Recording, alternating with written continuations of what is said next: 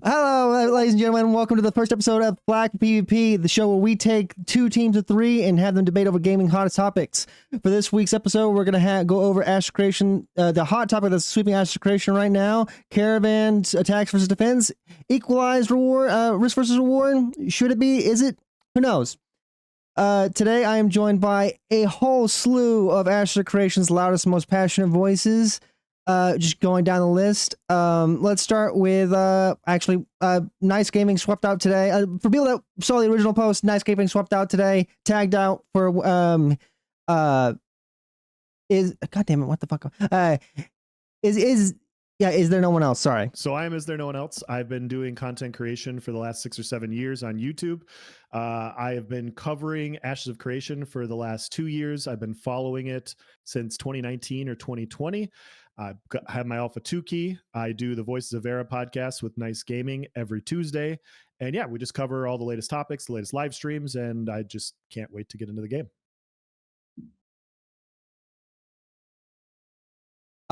Next up on Is There No One Else is on Team Attackers. Going down the list on Team Attackers, let's go with JamieKaos.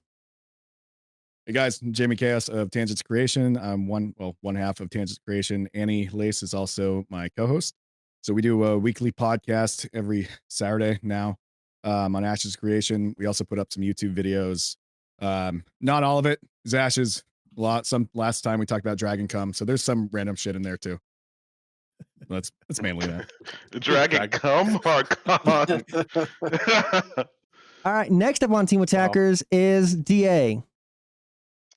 Hello, everyone. I'm DA, your favorite obsessed player with Ashes of Creation.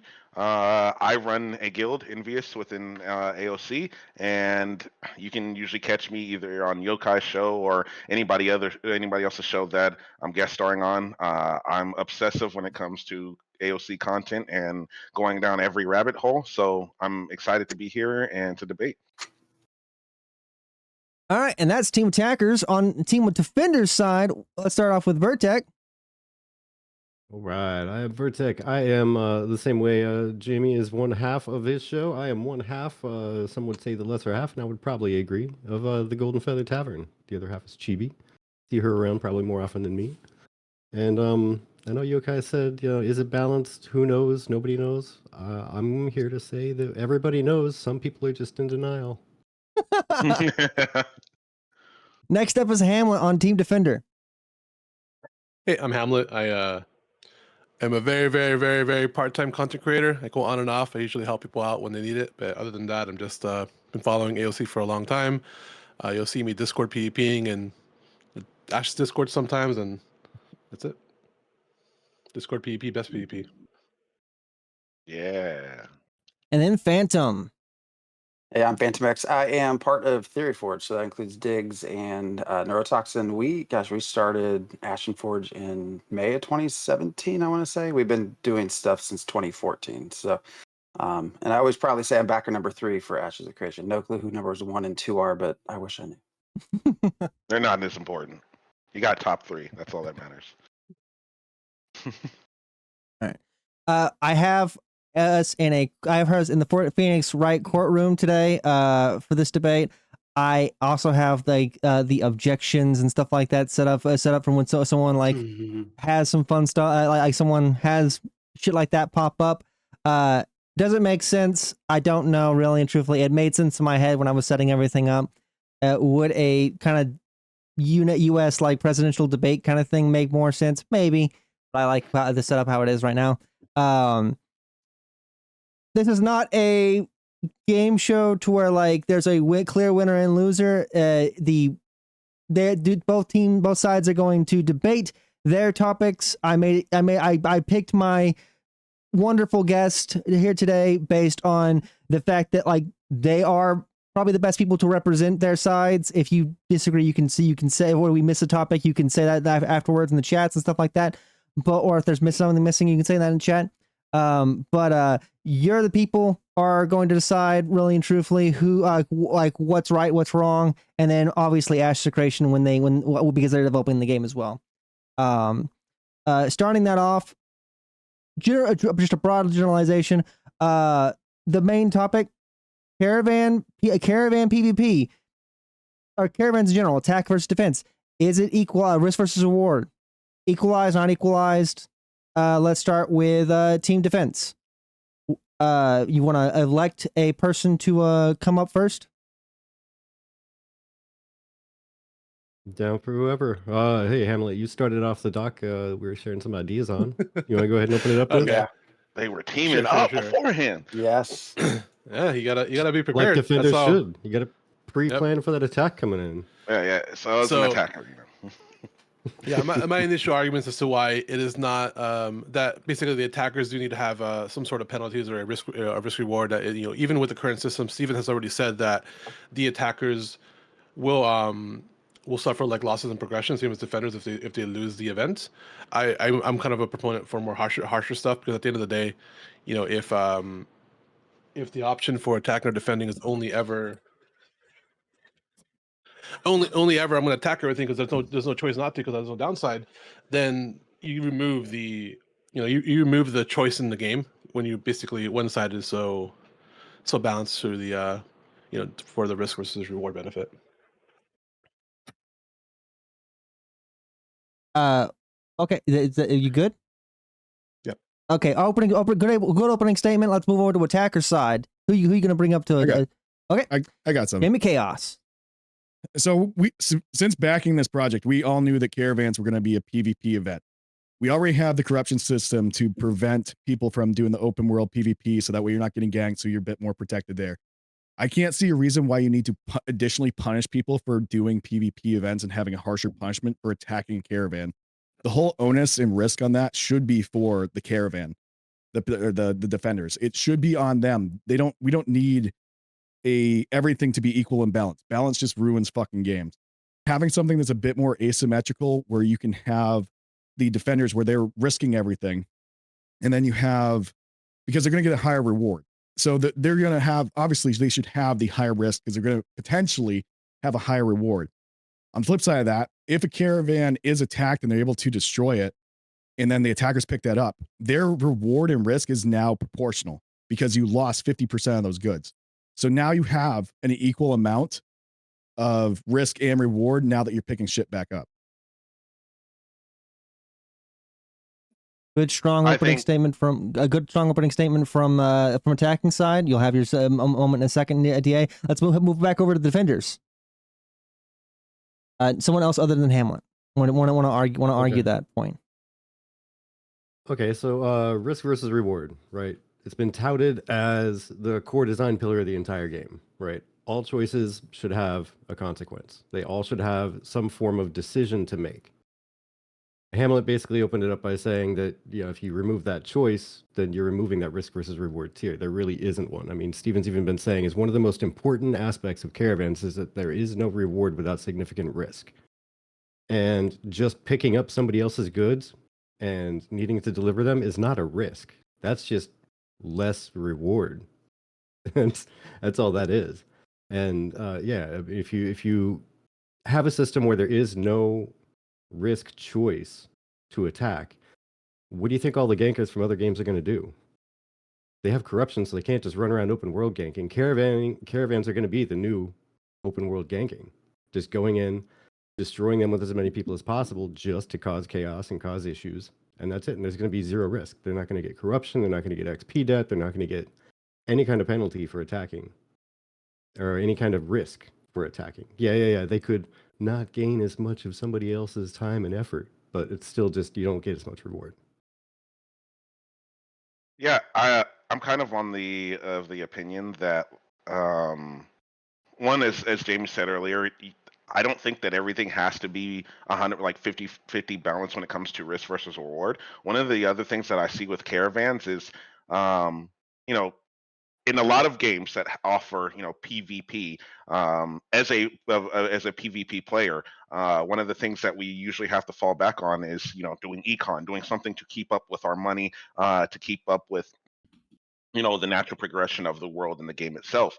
And what you find a lot of times is every other kind of subcategory can play in their little bit of a sandbox and stick to it for the most part without having to reach out to other sandboxes. And I feel with Ashes, it's finally if I want to be a PvPer and I want to make money, I have an option to do so. I don't have to go play the econ game. I don't have to sit at the auction house and play the auction house. I don't have to play part of the game that I might necessarily find as enjoyable. And that's one of the things that I'm looking forward to the most, is being able to make money off of the caravans and off of that system while playing within the realm of that structured PvP that Ashes gets. Because we obviously know the corruption system is there to kind of curtail the mindless ganking and some of the other unnatural PvP, shall I say. But I think with caravans, that's just not something that needs to be 100% balanced, because at the end of the day, we are playing an open world game and there is no balance in open world. If you've ever played like Arcade or what is the name of the just any kind of more open world PvP-esque game, there is always that risk of getting ganked or getting jumped or being outnumbered. And Arcade has a system where you move trade packs. So it's essentially same thing as a caravan for the most part, except for you can attack the driver, and it's more of a physical cart that you load on, physical crate that you load into a cart. But even then, there are times where you get a little risky and you want to run solo. And sometimes you get got. Sometimes you're the one doing the getting. Lastly, I would say one of the things that I think a lot of people aren't taking into consideration is, and from what we've seen in that video, sorry, just making sure I'm not going into anything that's NDA here, but from what we've seen, those caravans don't look like something that one or two players are going to be able to go after. I really feel using, or just from what I saw, I really feel that those caravans are going to be something that you're going to at least need a group of 8 or to 16 for. And if that's the case, if the caravan is essentially a walking tank with 48k HP, it's got the self heals, it's got the road buff, it's got the speed boost, it's got the repulsor blast. I don't think caravans are going to be this walking just gank fest that everybody thinks it is. And I'm driving my caravan and some solo guy comes along and just takes me out. No, you're gonna laugh at that guy as you speed past him, knock him out every time he comes around, and he does 100 damage to your 35,000. I just don't think it's going to be as much of a open gank fest in that sense. All right, back over to the defender side. Yeah, I'd agree. It's not going to be a big gank fest. I've never been one to sort of jump on the. I'm probably the least PvP player out of the group here, and so, but I've also never thought that we would have all this ganking that everybody's worried about. But what I fall back to, which has already kind of been said, I don't think everybody is wanting it to be 50-50. Everybody that I've talked to about risk and reward, they're not necessarily, and it needs to be even across both ways. It's just that it has the appearance there is no risk associated with attackers. And for me, where I sort of see that just as an observer is that we have been told from the Kickstarter, risk versus reward is a pillar. That this was actually even Steven's. All right, I'm gonna turn that off. Steven's most sort of straightforward thing, saying that there is no reward without significant risk. And so that's where I kind of come in, is we've been told all along, much more so in the last 2 years, risk versus reward, risk versus reward. If you watch our shows, I get so tired of that whole statement. And it doesn't seem to actually exist here from the attackers' side, especially when you take out the lack of death mechanics, that it's a scripted event. So you're not having some of the same consequences as you would outside of a caravan-based system. For me as a part-time PvP player, it would seem obvious that I would probably choose attackers every time based off of what I've seen so far. So, and last but not least, on the attacker side. So I want to start by saying that I think that this is a fantastic conversation to have. I have a lot to say about this, but the first thing to go into is I don't think I think a lot of conversations that keep getting missed is we're debating incomplete information as to far as what this overall system is. It was just shared to me. If we go back and look at the Caravan live stream from 3 months ago, when they did their 20 to 30 minute trip to Miralith, and they were showing the ROI on investment on this trip, return on investment, they were getting a 6 to 8x return just by taking this 20 to 30 minute caravan ride. And so the first thing I think we need to look at when we're looking at whether it's fair or not is are people going to run caravans to begin with? Is it actually going to be beneficial for this to happen? And when you look at the return on investment, staying and dropping them off in your home node is safe. It is, you will not get ganked, you will not get attacked, you could just drop it off, you get your 1-for-1 return, but you can travel 20 to 30 minutes as it stands right now, and it will get adjusted. But right now it's a 6 to 8x return to run a caravan. And so what this means is if we're dealing with a 6x return, we only need to be successful 1 out of 6 times to have the exact same return on investment as if we drop all of our resources off at our home node. So we only need to be successful 17% of the time to break even. If we choose our times wisely and we go out and the map is huge. We can all admit this. This is part of the reason why the game is so great, is the map is huge. And if we choose our times, if we choose carefully, and we're a little bit more successful than that, we're going to be incentivized to do this because frankly, we're going to yield more gold, even winning 1/3 of the time than we will dropping off at our home node. So anybody that wants to farm and collect resources is incentivized to either run the caravans themselves or hire out PvPers to then run these caravans. And so as long as that ROI is there, people will then run caravans because we're, as artisan crafting and like refining goes, we need to do this to advance our specific roles. There's lots of people that love to partake in this, and they are going to do this regardless. And so in order to amplify that money, caravans just make sense from a return on investment situation. The second thing you look at is, I already said it before, but the map is huge. I played New World, and we can laugh all we want about it, but New World it takes 30 New Worlds to fit into Vera. That's how big it is. Vera is 1,200 square kilometers. New World is 40. And so we have 30 times the size of a map with only 3 times the size of the population. What this means is anybody that's played New World, Vera will have 1/10 of the population density of what New World currently is, which means people are going to be spread out all over the place. There's not going to be a ton of attackers attacking in specific situations because the map's too big. And so if you're a defender, you have the advantage of knowing your area, knowing how many people that are hostile in your area, knowing that, hey, like right now there's 200 people that want to gank our caravans. Let's not send out any caravans today. We're going to make them get bored. We often are not talking about the opportunity cost that attackers have of sitting around and waiting, hunting all this wide open space to try and find caravans. This is hours just absolutely wasted because if it's beneficial for the attackers and everybody's doing it, they're all hunting for crumbs. They're all spending all this time. And a lot of people are just frankly not going to be profitable doing this. And people are going to look at it like me as a PvPer in the video I did yesterday. Even in a situation where you lose 80% of the time, I love PvP, but if there's that many attackers out, if I want my PvP, I'm going to defend. I'm going to get my group together and I'm going to say, hey, no matter where we go, we're going to run across a fight. I'll get my return on investment this way because I like to think that my group is going to be better than what we run across, and we'll plan accordingly.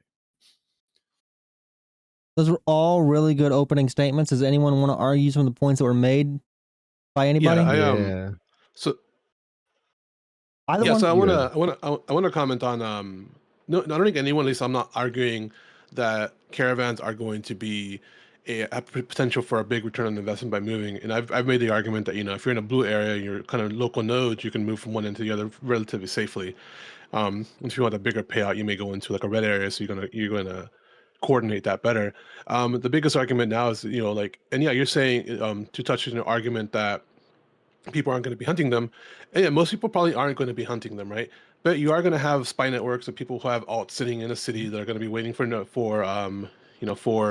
caravans to go out to provide that information for other people to come attack them. But beyond that, like the argument that at least I'm making is that when the choice is always, let's say if I'm out in the world and I'm grinding my glint, I'm gathering, whatever I'm doing, just doing any normal activity not related to a caravan, and I see a caravan, if my option is always to better for me to attack it with the potential payout because I have no downside, I'm always going to make that. I'm always going to make that option, and I'm always going to attack it because there's no downside for me. There's a big upside possibly, and I have very minimal downside or no downside really when it comes to it. So when that choice isn't there, then there isn't any risk reward. I'm not trying to balance the risk reward 50-50. We're just trying to make sure that it's actually a meaningful decision whether you attack or not that has some sort of consequence. So there might be situations where you just don't attack it because it isn't worth the what you could possibly lose by attacking it. Yeah, I get that perspective, and I definitely understand. The way I look at it is we all can correctly look at defenders and say, hey, their time invested and their resources collected is what they lose, and we can look at their return on investment correctly, and it's easy to see.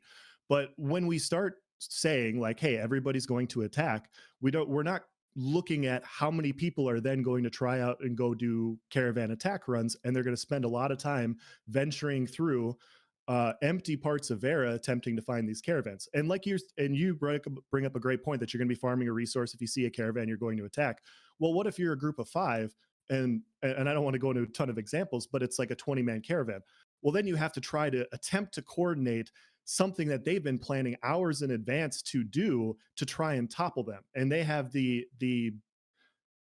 benefits of planning their route in advance, having this big bulky caravan, having more people than you at that point in time, and you have to scrounge everybody in that area on short notice with no fast travel points in order to do so. And so I don't think I'm not saying that I think this is an ebb and flow system is my point. There's going to be times where it'll be better to be an attacker, and there will be times where it's going to be way more profitable to be a defender.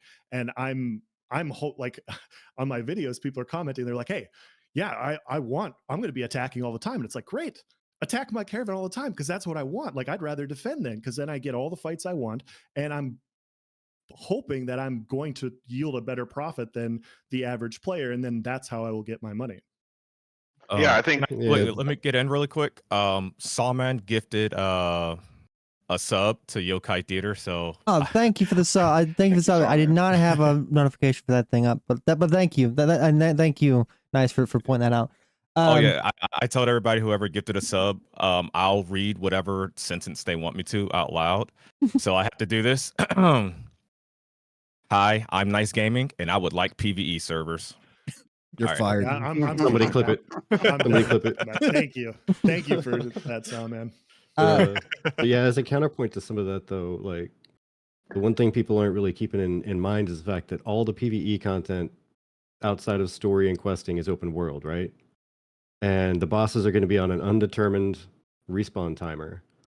So think of all the guilds and all the groups that you know of in every other game that plan raids, right?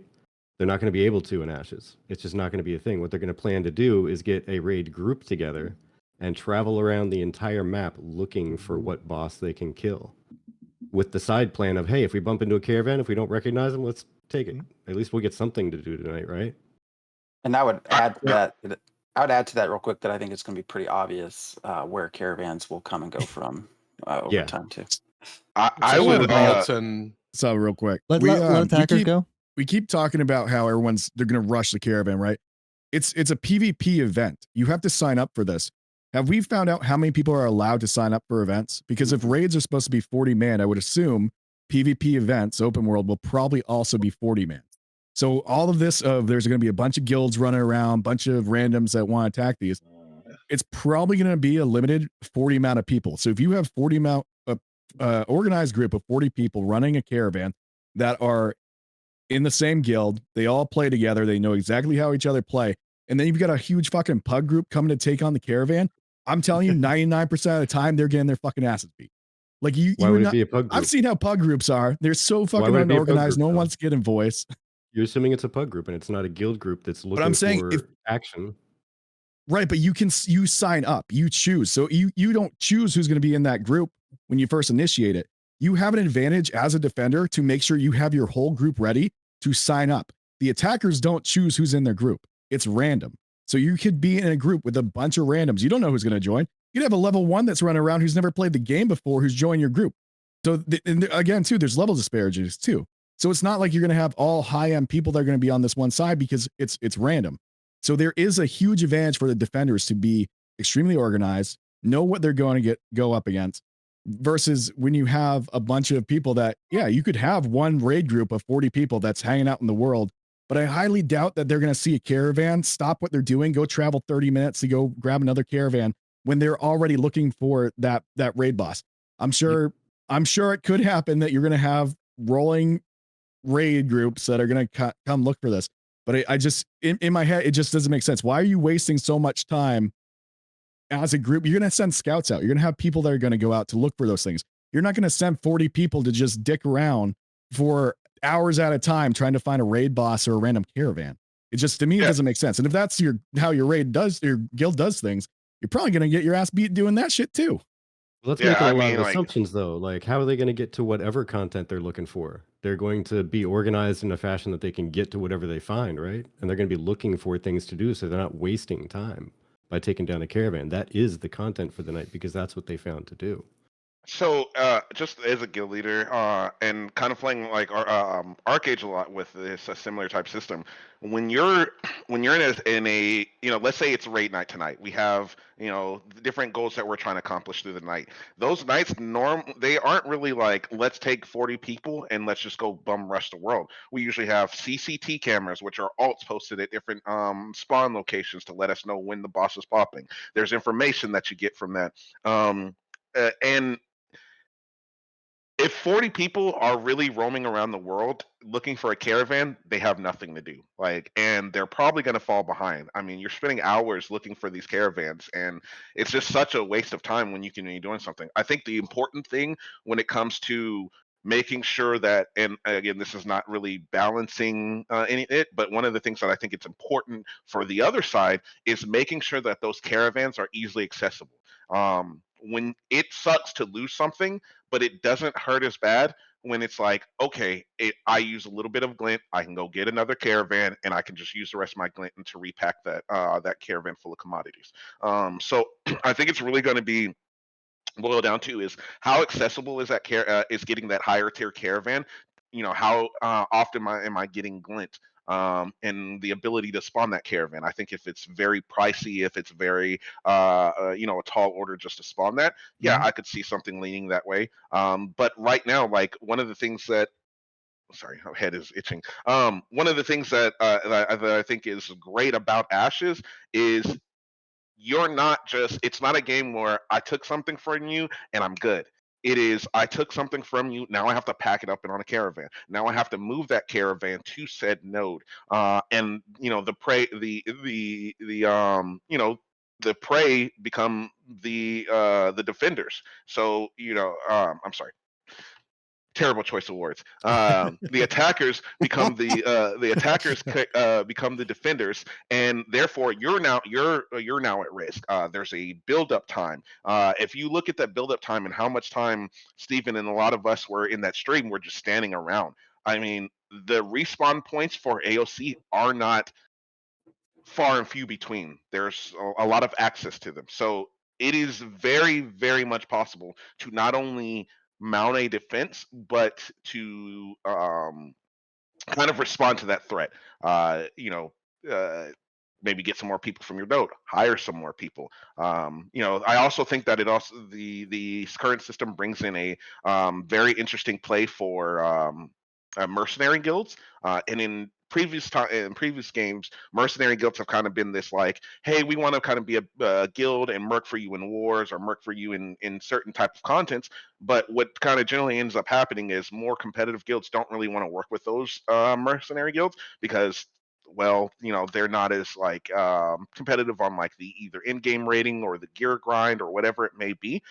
So I feel like in a lot of games those fall to the past, but in Ashes of Creation you have the advantage and they have the ability of being a hired service and actually being able to defend those caravans. Another last thing I want to make a point on is, as a PvPer, if I want PvP, not every caravan is going to be an attack for me. A lot of time, especially as with the the not reward system, the progression system. That's the word I'm looking for. With the progression system that Intrepid plans on having, as far as the highwayman progression system, I think as long as you have the correct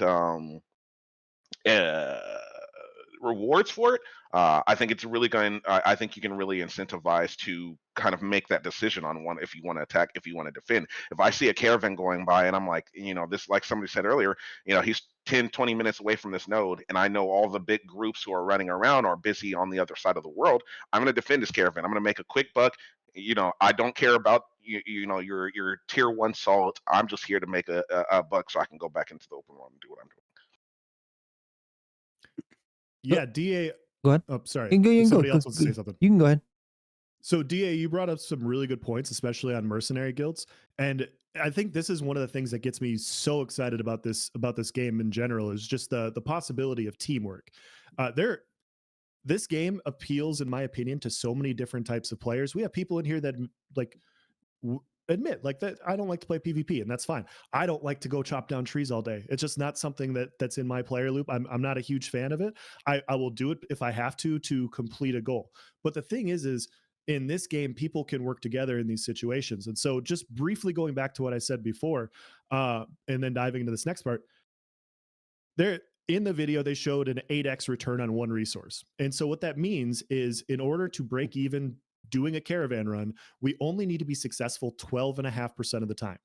Okay, real quick, I have a question for you on that right there, because I knew where you were going and I wanted to let you finish that sentence at least. But if you have an 8 times return, if you were taking personally a caravan, right, that took say a week's worth of effort to create everything that was going into it, and you're going to move it over, how many people would you take with you?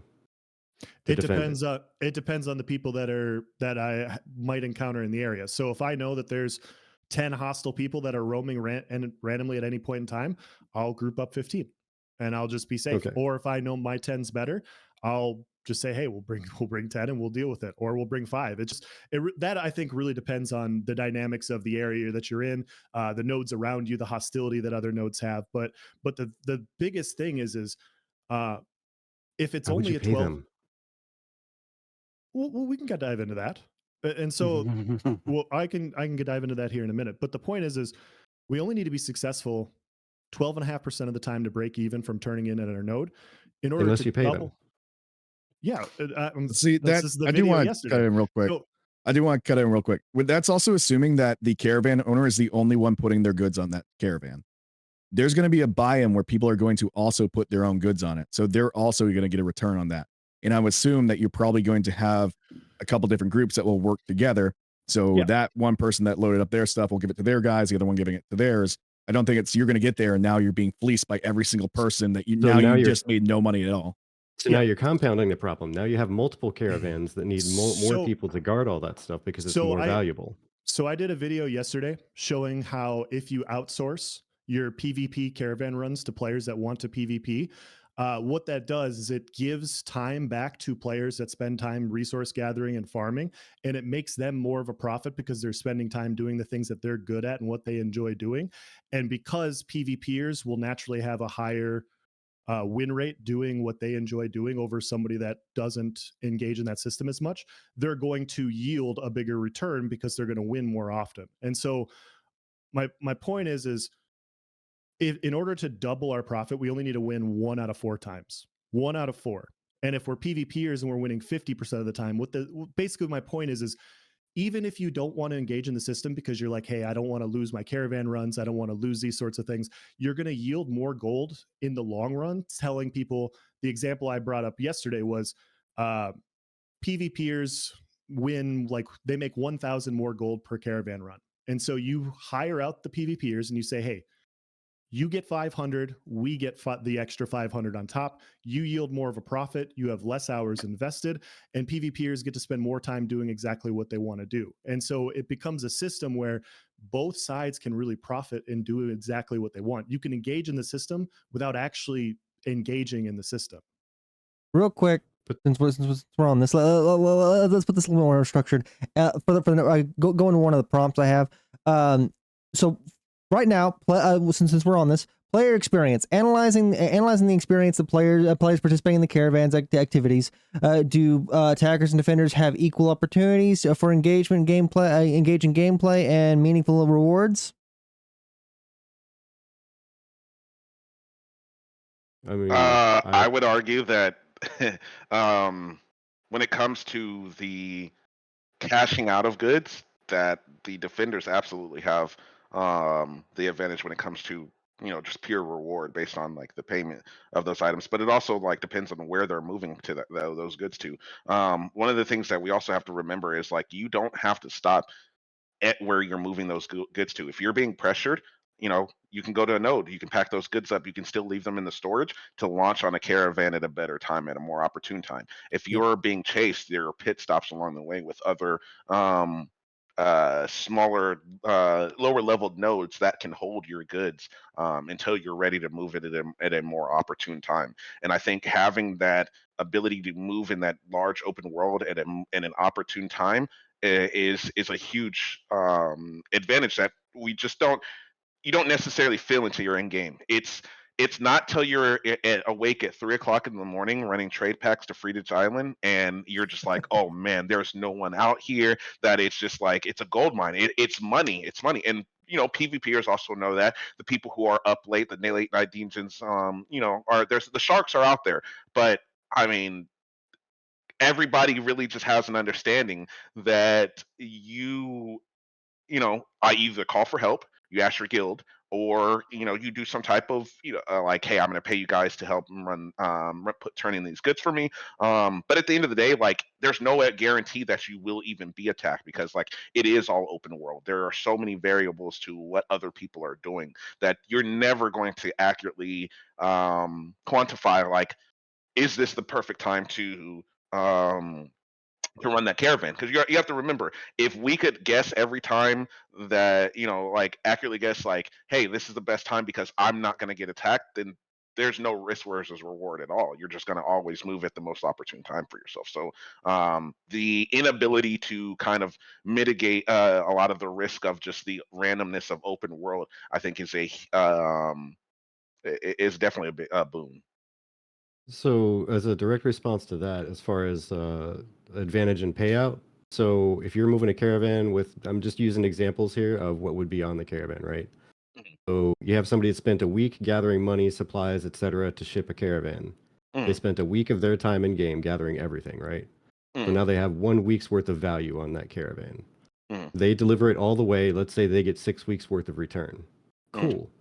Now, let's say you look at the attacker side. If they lose 50% off the top, they spent however long it was waiting around. Even if it's an entire day, they still have 3.5 days worth of effort. So I would follow up. half. I would follow up with this, and this is one of the things that I think that a lot of it hasn't really been explained to by Intrepid, but it's something that you can kind of see if you're looking at the way that the caravans and the inventory system and the spatial bags and things like that. I really don't think people are going to be moving weeks worth of materials in a single trip.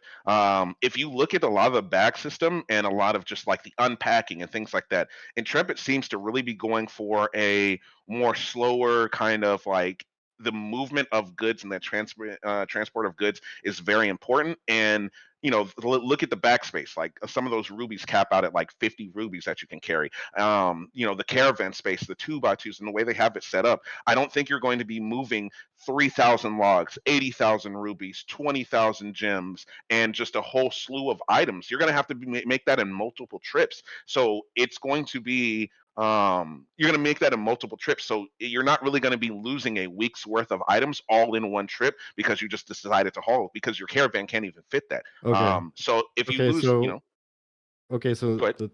let's reverse back off of that rabbit hole a little bit and go back to just let's say percentage values then instead of a Right. week. So you put in 100% of effort, you get 100% of value. Attackers get 50% of the value for 10% of the time. Is That's what I was wouldn't- getting well, at. that's assuming that no one's cracking those open too, because if we go back to, you would have to make sure that those attackers were organized. So if you have a pug group and then some people get greedy and they start popping that open, you're looking at anywhere from 50 to 25% of what was actually in there. So if you look at the risk versus reward, the reward for attackers seems pretty proportional to the amount of them having to destroy that, because they're not going to get that 50%, or they're not getting the 100%. So they're already having a proportional amount of reward on the effort that they're putting into. But here, what is in the situation? What is the risk for attackers? As far as Because that's like the root question for today, right? Like that's the root question of today. So that's the reason for this debate. What is the risk for attackers here? No one agreed. I think we all agree that caravans can be very and probably will be very profitable for people sending them and defending them. People who are regularly attacking are also going to be using the system, and they're going to be making money off of it using the goods that they got from attacking caravans. But for an attacker, where's the risk? What risk is there for me deciding to join the attacker side? My belief that the impact of because of somebody's cute kids talking. Little Hamlet. So because caravans are a group-based PvP event, I think more often than not, the risk that you have is the guilds that are associated with attacking caravans carry the risk of having counterattacks to their caravans from their specific nodes and having potential guild wars and node wars. And so the risk is, my comparison has always been like Russian roulette. You have a 1 in 6 chance of losing playing Russian roulette. It's pretty good chances to win, but nobody's going to play because losing is very severe. If you're attached to another node and you're attacking every single caravan in the area and they lay siege to your node and wipe out your months or years worth of progression, you got to start over. You got to start over from the beginning on your node. And everybody that was in your node that wasn't attacking caravans, that was just minding their own business, doing everything else, they're now after you as well because you decided to go loot caravans. Well, and on top of that, you have the risk of other nodes developing faster than yours. So if you're not attacking caravans, you are literally cutting yourself at the knees, allowing other people to get ahead of you. So that's a massive risk. You are saying an attacker is defending their node. If you can look at it that way, where there are certain caravans, if I don't attack them, I could get vassaled. I could lose the development of my node. There's only going to be 5 metropolis. So if I'm saying, well, I'll be passive, there's too much, risk for attacking. If you make it so punishing where now it's like, so now I'm going to have this other node that's going to develop because someone got upset that they were going to lose 50% of their stuff. And I had to have this super bad punishment where it's like, there's no, if there's going to be a diminishing return. So we're talking on the big macro. No one has presented what they want the risk for attackers to be. I've yet to see anyone say, this we needs have to be the risk for attackers. Let's talk about that. We haven't gotten to that point where it comes to, we're talking about the things that we've talked about, systems that we've thought about. The arguments of what we've gotten so far is whether there should be a risk or why or not, right? And the examples you guys have given us, you're giving great examples of why defenders are going to be are doing them and how valuable they can be for defenders to do it. And even in your example now, to kind of touch on what you said, that in you're bringing up a lot of social risks, right? The social benefits or disadvantages of attacking or not attacking between communities, and that's something that we can't always quantify for, and it's not always going to be the same on every server in every node area because people are different, have different goals. The whole idea is to create a system that can address it in some way, and using your example, you're pushing more people more into the I should always attack. So there's no choice anymore of whether attacking or not. If I'm always going to have to attack because I'm either going to make money or I'm attacking because I want to prevent influence. So the argument is like, where is the risk for attackers? I would argue that the biggest risks are 1, to your time and progression. 2, as far as we've seen people. Sorry, I'm making sure I'm skirting the right lines here. As far as we've seen, it looks like you get EXP debt from dying in that caravan event. So EXP debt is a real thing. The third, I would argue, is the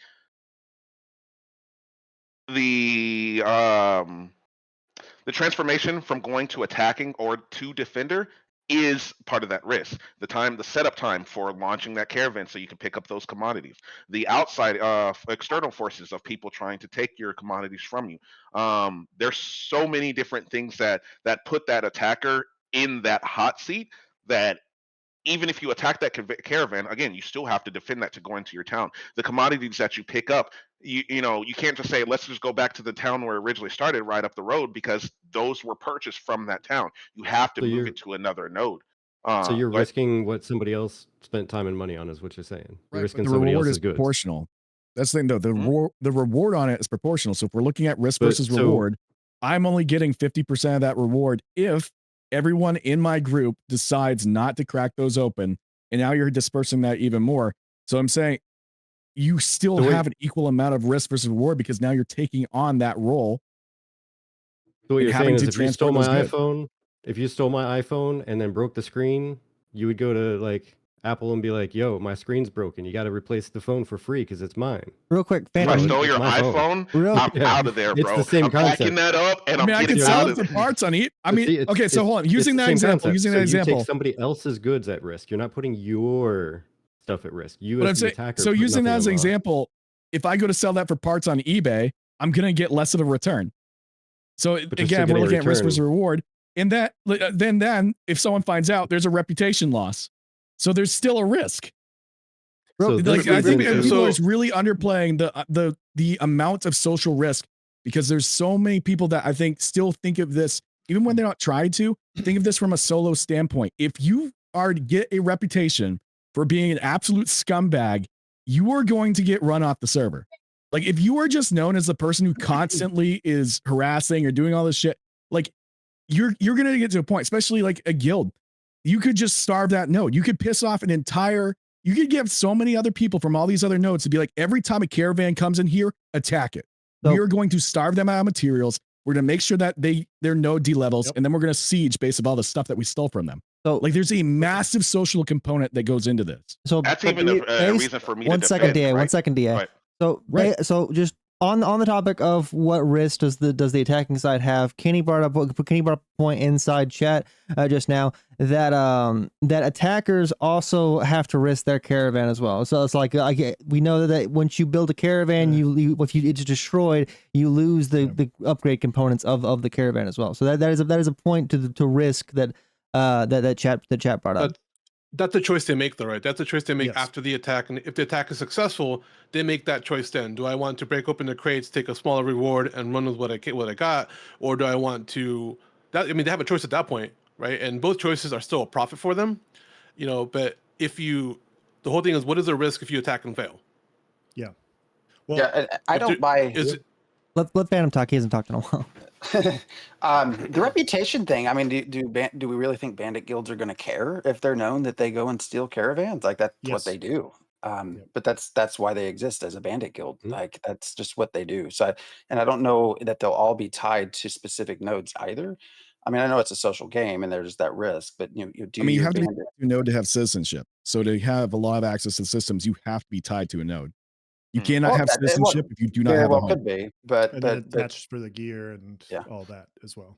But beyond that too, what you just mentioned with not necessarily taking the goods, you can break the crates. Like, what if we talked about 17% success rate for the defenders? Well, if the attackers are successful 83% of the time, and they're just going from caravan to caravan, it might end up being more that they just don't transport those goods. They crack what they can and they run. Like you steal a car, you strip it down. You don't take the whole thing. You take whatever's most valuable and you go on to the next. I want to correct something that legendary neurotoxin is bringing up. So in the regards to resources, you could potentially, if pack mules are working the same way that we've talked about them in the past. We haven't seen pack mules in a long time, but in terms of gathering resources, sure, you can pack up with and load on a bunch of pack mules and move it out. But in terms of commodities, you can't just pack a bunch of pack mule commodities on pack mules. It's not like Arcade where like these are actual physical goods. If you have to spawn the caravan to move the commodities. Just to correct what legendary just collect a misunderstanding real quick. Which also is, I think, an interesting part too. When we saw Steven spawn that caravan, but if you have a bandit guild that's just going out point to point to try to find caravans, like how easily are you going to be able to stash your own caravan like close enough if you're sort of wandering to call it in any so I don't know that everybody's going to every single caravan they win take all of the goods and not crack the crates. I guess you just have to see. Well, then you gotta hope that you can find a black market to sell those. So if the nodes aren't leveled up enough or none of the ones around you, and now you're carrying those goods. Well, and I wonder if there's going to be progression within the black market where you actually can get more money depending on the progression of that system. I don't know, so that it actually becomes more profitable for you to crack the crates and take things as stolen goods rather than trying to transport them. That's would be an interesting path. But also, look, based on that, I also don't think there should be a deterrent of like that gameplay, because a lot of stuff I hear sounds like there should be some type of deterrent for the attacker of like wanting it to be, because I think that already having the knowing that you're going to get less of the goods, already knowing that there's some type of social thing, like there's already risk behind it, and now we want to add another layer where it's like, yeah, if you do this, it's going to be exponentially harder to even get profit from this.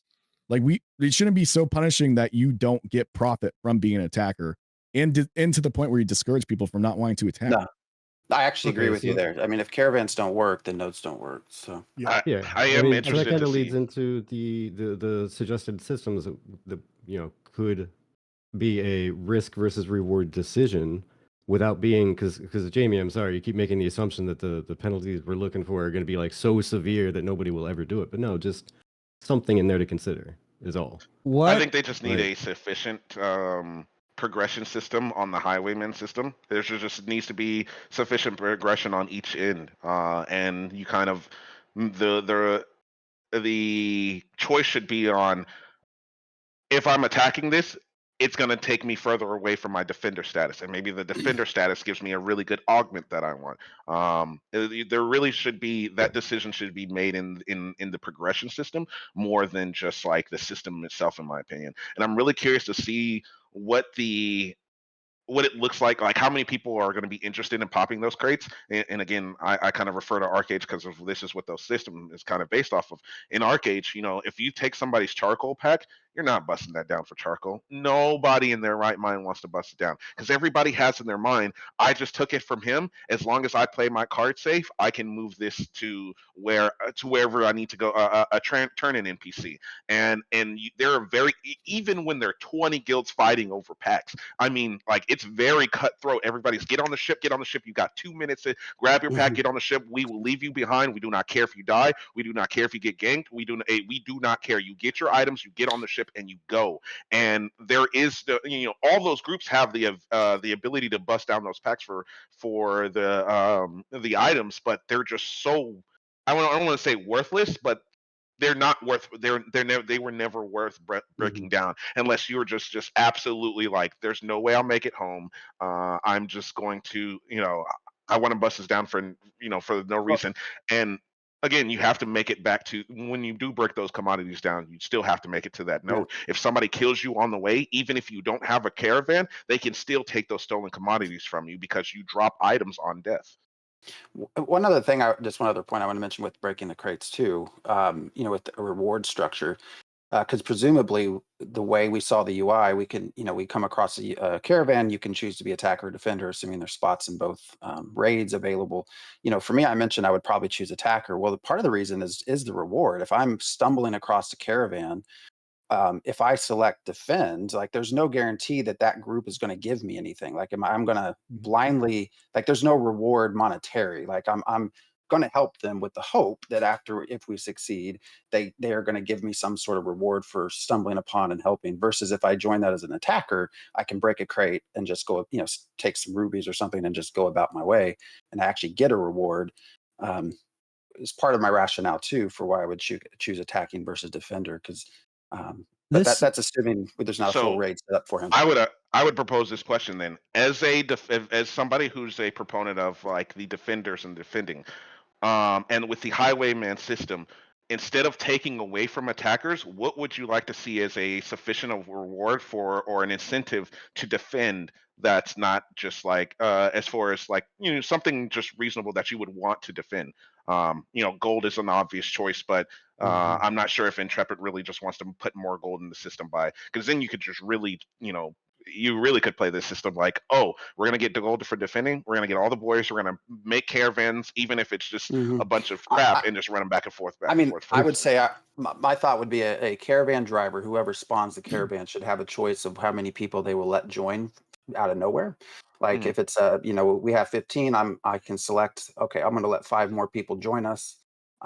And out of those 5 people, this is what I'm going to give them as a reward. And so you do come across random people. They get a piece of your caravan, just like anyone else. Let the caravan driver actually decide whether they're going to take on more people to help defend and then pay them. And then perhaps with that UI, as it pops up, you can choose to be a defender, and this is what you'll get from it. So, yeah, sorry, Phantom, you brought up a really good point there. I hope I didn't cut you off if you had something. No, you're good. To continue. Okay. So as far as the cracking open of the crates goes, that's a great point that you brought up about attackers, because I'd do the exact same thing. Be like, hey, I don't know if I'm going to get a fair share of this. I'm going to get my cut. The problem that entails with that, though, is because you spend so many hours out trying to hunt for these caravans, your ROI is naturally lower from cracking one crate and losing out on all the resources, being able to just caravan it somewhere else. This is why I said earlier on that it's very much an ebb and flow system. There will be times where you're going to see people running caravans all the time, and you're like, man, I'm going to go loot a bunch of these things. I'm going to go take as many of these out as possible because they're not defending them well enough.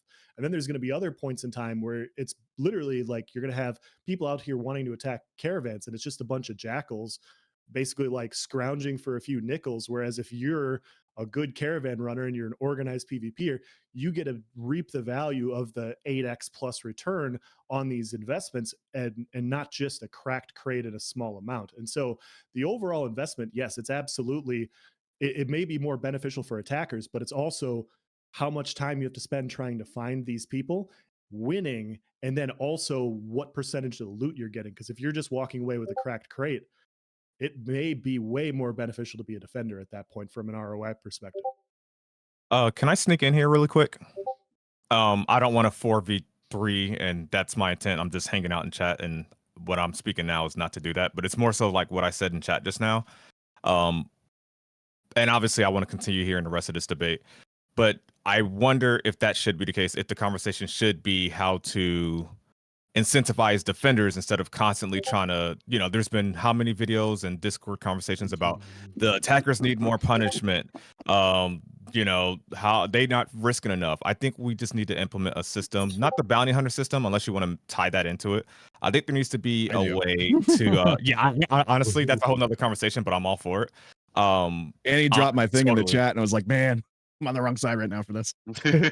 But I really feel that if we just find a way to incentivize defenders, that everybody, and I say everybody loosely, but I think most of us would be happy to know that defenders get a lot more incentive, and that will make caravan runners feel more safe. And I don't know how you go about do that. That could be a whole nother conversation. Minimum gold that they get when they opt in for the caravan, they automatically get that gold, maybe half now, half later mentality. A portion of the profit as soon as it makes it to the node, little stuff like that. But I think maybe instead of trying to mess with Steven's current system as far as like, adding more risk, I think the better way, or the more likely way we're going to get progress and change, is to look at the defenders in and how to further make their time worthwhile rather than this personal system.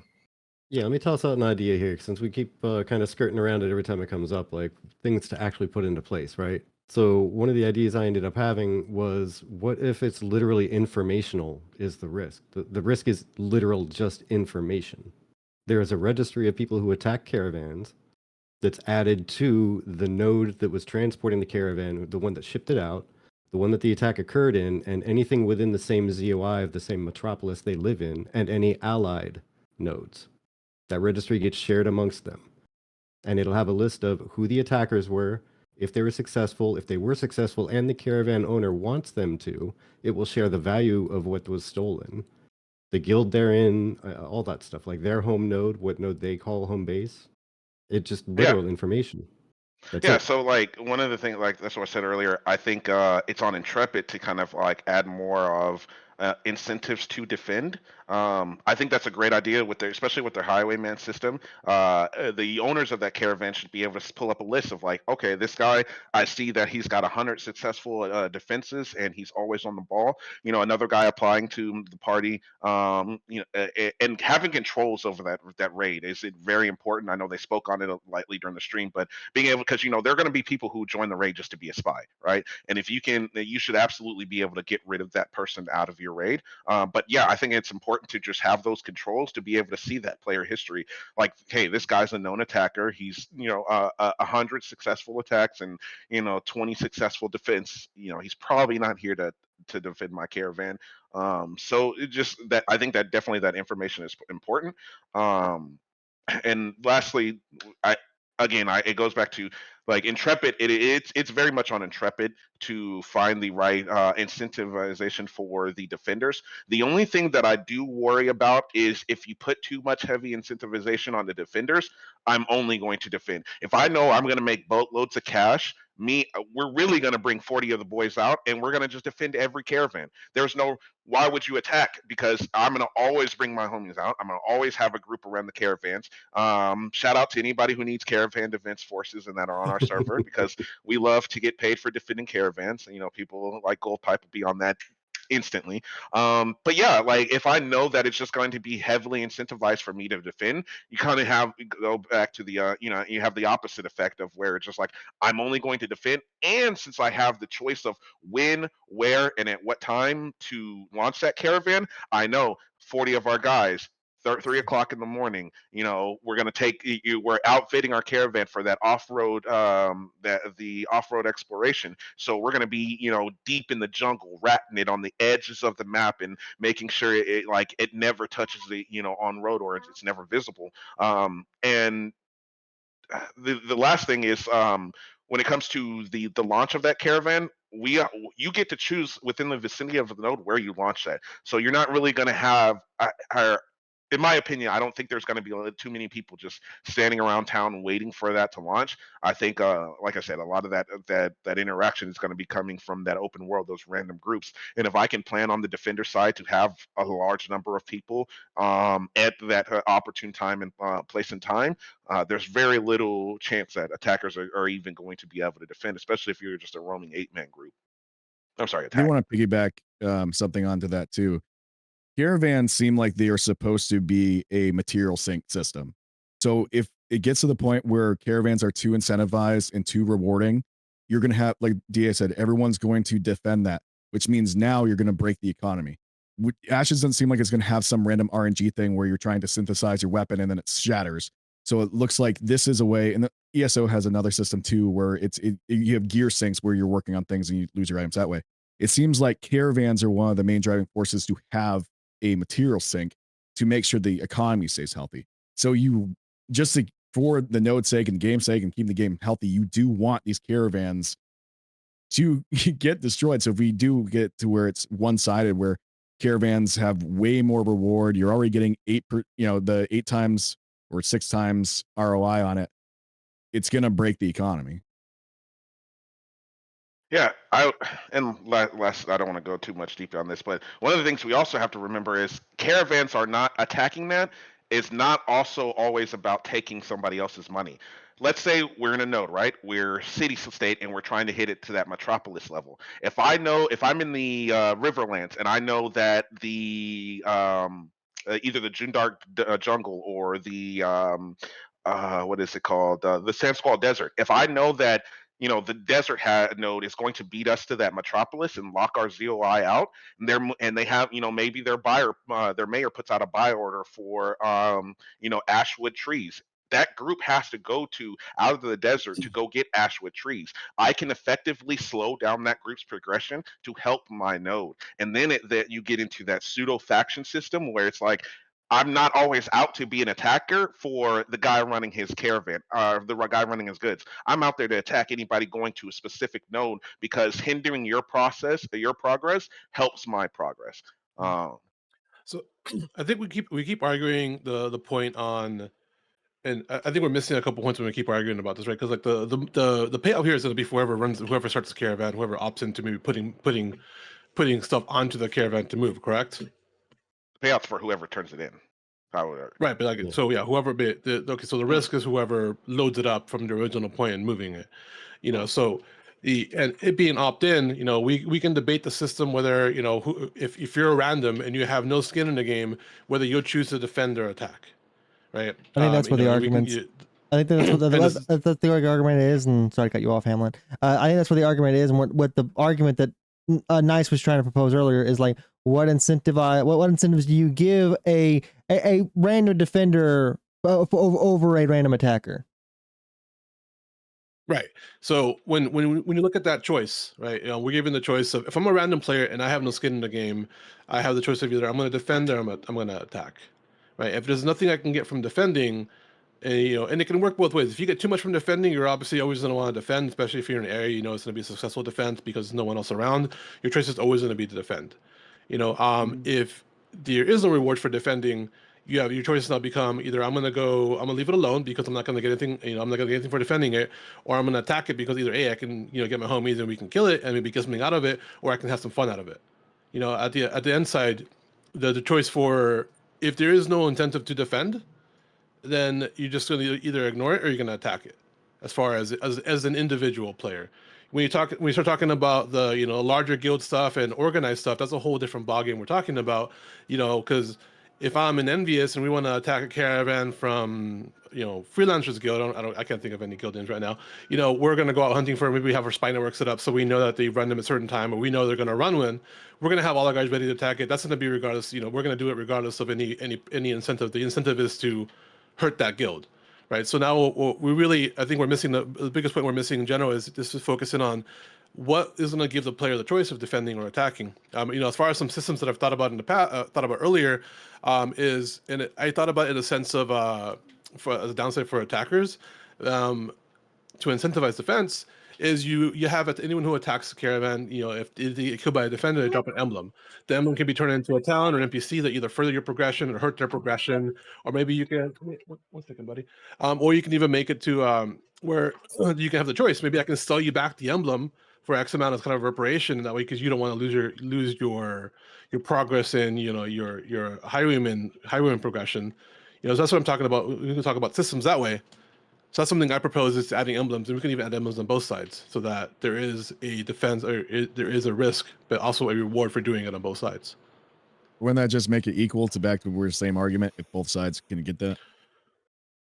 Sure. But at so least there's more risk added for the attacker side, I think, is the main point of that. Yeah, because as it is right now, the way I see it is, I'm a random person. I'm either attacking it for fun, or knowing the fact that I may get something out of it because I have a successful attack, or I'm going to leave it alone because I don't get anything for defending besides spending my time and maybe getting some PvP if people decide to attack it. I'm going to walk around and follow a caravan for 30 minutes and not get anything out of it. Yeah, but So I see what you're saying there, Jamie, and I kind of agree. It does add risk to both sides, so it kind of continues the debate. But I do like the idea of that system, at least to a degree, with by the description. My initial idea was only for the attack. My initial idea was only for the attacker side to have that downside, so that you have and if we do it that way, and obviously there's tons of tuning and testing, and we're arguing stuff that we don't know the whole systems, and we haven't been laid our hands on it. But I mean, this is fun. This is something to do for content and for fun to do. This is why we're talking about it. But if we have that system where the attackers have the downside, now I choose to defend, knowing that if someone attacks, I can get a benefit from it. Either I can turn it in, it's gonna boost my own progression for defending caravans, or at the very end, I can be like, hey, I can go to DA, like, hey, I got your ear. Like, I'll sell this back to you for 1,000 gold or whatever, or I'm gonna turn it in and it's gonna hurt your reputation. And maybe there's some sort of leaderboard that's on there as well.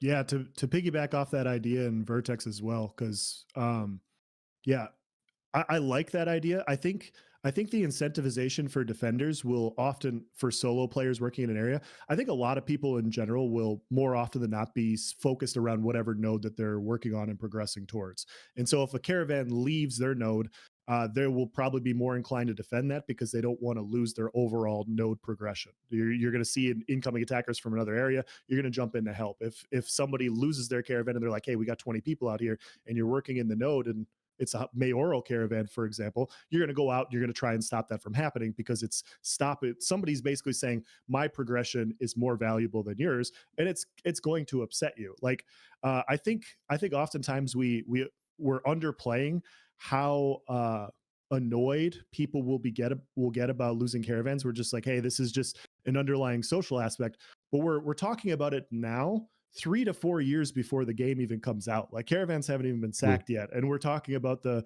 potential risk of losing them and how annoying and how risk attackers don't have, because the thought of losing these is so incredibly important to our node and to our overall character value. And so I don't want to, like, people will respond to these and they'll respond in kind. And Virtek, your idea of having a system in place to where you identify people, I think that's a great idea.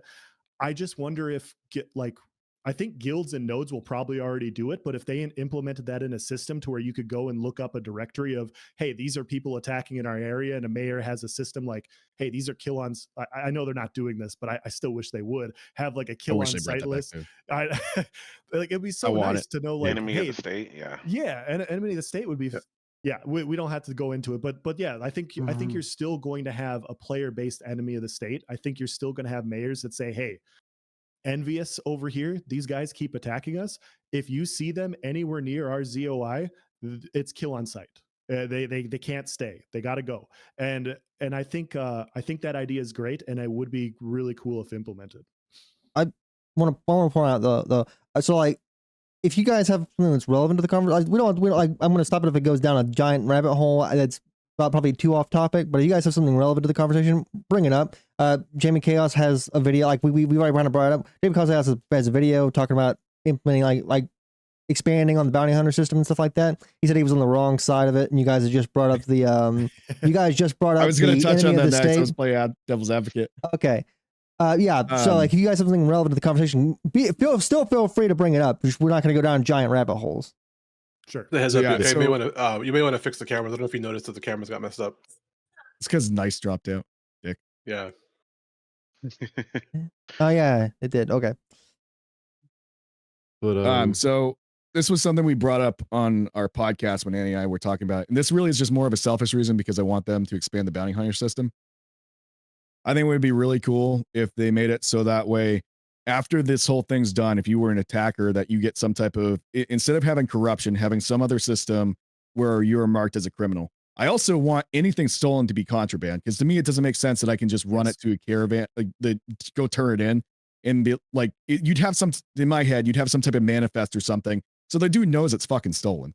So that's an immersion thing for me. But I think it'd be really cool if you were an attacker, you now have some type of debuff on you that marks you as a criminal, which now after that event's done, still leaves you open to being attacked, which means those defenders could now come attack you. You potentially lose 50% of that stuff. They can reclaim it, have some type of way to reclaim it. So that's more because I want the bounty hunter system opened up more, less of feeling like there needs to be more risk applied to the attacker, but it's a selfish thing for me. Yeah, but adding a system in like that kind of, it gives the attacker the choice now, right? There is a tangible choice of I'm going to do it, and there's a downside to choosing to do it, versus currently the choice. At least the way I see it, the choices are either you do it or you move on, and either way you don't have a downside. But if you decide to do it, besides wasting time, and we're in these games to play waste time anyway. So like you go in there for PvP, that's what you want to do, even if you lose. I think if you have EXP debt, that could be a very sufficient punishment. I mean, EXP debt, especially if it's Final Fantasy 11 has the same a similar system where you have to go out and you have to get a buffer, because you get it too much into that EXP debt and it's over, man. Your skills are diminishing. You're diminishing on a lot of your stats and things like that, and that hinders your gameplay. That hinders your effectiveness. In PvP, you gain too much of that debt, and that's really something to think about. That turns into, well, now I've died so many times. Now I have to go spend time killing monsters, doing faith quests, and doing things with my group to go to like those monster camps to work off that EXP debt. And we don't always think about it like in the moment, but a lot of that time investment to just dealing with that becomes a little bit of a chore sometimes. Kenny pointed out that like that still doesn't fix the disparity between attackers versus defenders, because the defenders still also experience EXP debt as well. Sure, and I mean defenders, that could be equal for both, right? But a system that has a downside to both sides, it still gives both sides the choice. Versus if there's no downside to either side, you can just choose to ignore it. Right? If I don't get anything for defending and I don't get anything for attacking, unless I want to have fun, the caravan goes on its way and I leave it alone. Are you making that as a deterrent for pugs, for pugging, either attacking or defending on both sides? I mean, a deterrent for one side works for both, right? Yeah. But as it is, even with the system, even if we're arguing, I don't think anyone's arguing that the persons who put value invested into the caravan, they have a big incentive to do it. But but for the majority of the time, these are things that are happening all the time. There's going to be emergent events that come up, and for anyone else who isn't part of that group to opt into it, like why do I want to opt into a caravan if I'm not getting anything out of it, whether I attack or defend? Unless if I attack and I succeed. Because we're also looking at the progression system too and wondering how valuable that could be. So if you are successful on defending and you're now working through that progression system, I mean, you could attach titles to that. You could attach other, like DA had said before, augments, add a bunch of other things in there that incentivize to want to do that. And you could probably have that on both sides too. Like there's a reason to want to do this, reason to want to do that. And if you create a scaling thing. Since we're on the topic in my notes that I had put down. Go ahead, Hamlet. In my notes I had put down and talked about having if you're far enough into a defender's side, remember, regardless of when you defend opt-in, you get some sort of payout, because you've defended so often, you're a defender of these caravans, your reputation to defend gets you the ability, because you've been successful so many times, when you go into a caravan and you defend it, you automatically get some reward just for being a defender. And the downside is if you lose, then your reward progression gets set back to the point maybe where you don't have that bonus anymore if you keep losing. Yeah. So that's where I think the progression system is going to be important for all of us, is to realize for both sides is that there's this incentive, kind of similar incentive for attacking. It's like, hey, I attack caravan so often that I can now, and I've been so successful, now I can attack a caravan and fail and I get no downside. Maybe that's a benefit to why you're always going to want to attack to get you. But as I just, to boil it down to, and I know we kind of talked in circles and jumped around a couple different things, is to boil it down to my thing is I want there to be a choice and a consequence for either side. Because if there isn't, then you just kind of ignore the whole event altogether. Unless you're trying to have fun. Since we're down this kind of like pathway right now, I'll introduce another prompt to the conversation. Economic impact. How does the caravan system affect the in-game economy? And does it provide fair opportunities for both attackers and defenders to benefit? I think we touched this a little bit when I brought up that it's kind of a material sink. Yeah. Because like it's a main driver of making sure that you don't overburden the economy with a ton of resources. So that's going to be a huge driving force in making sure that, because if attackers are constantly unsuccessful, and I get it, one of the things that we're trying to focus on is honestly, it seems like the biggest overarching thing is that people just want defenders to have a bigger reward. People want defenders who are not the caravan person to have some type of reward. And I'm continuing to just go down a cycle that doesn't talk about that.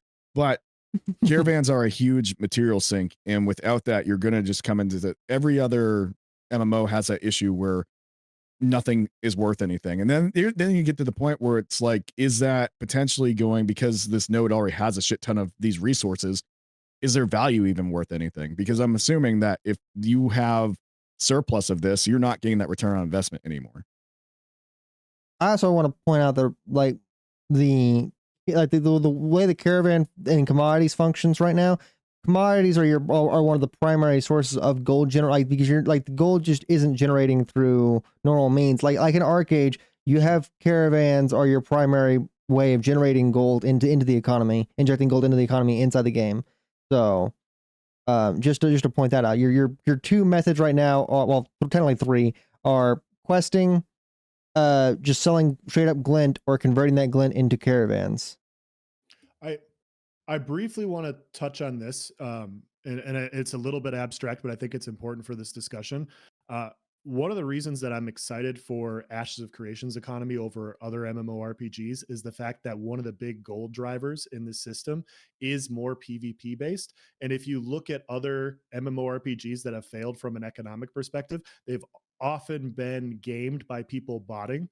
And it's a lot harder to bot a system when you have to export caravans for ROI and stuff like this. And so making sure, I think we all agree that making sure that the system is healthy. From my perspective on the entire thing is I think attackers and investors, until we get into attackers and defenders, I think they're getting proper value. And I think it's just going to be an ebb and flow situation, much like, if you're a crafter, you craft for somebody else, you often they'll often pay you for your time. This is one of the few times in a game where I'm playing as a PvPer where I could potentially be hired for my specific time.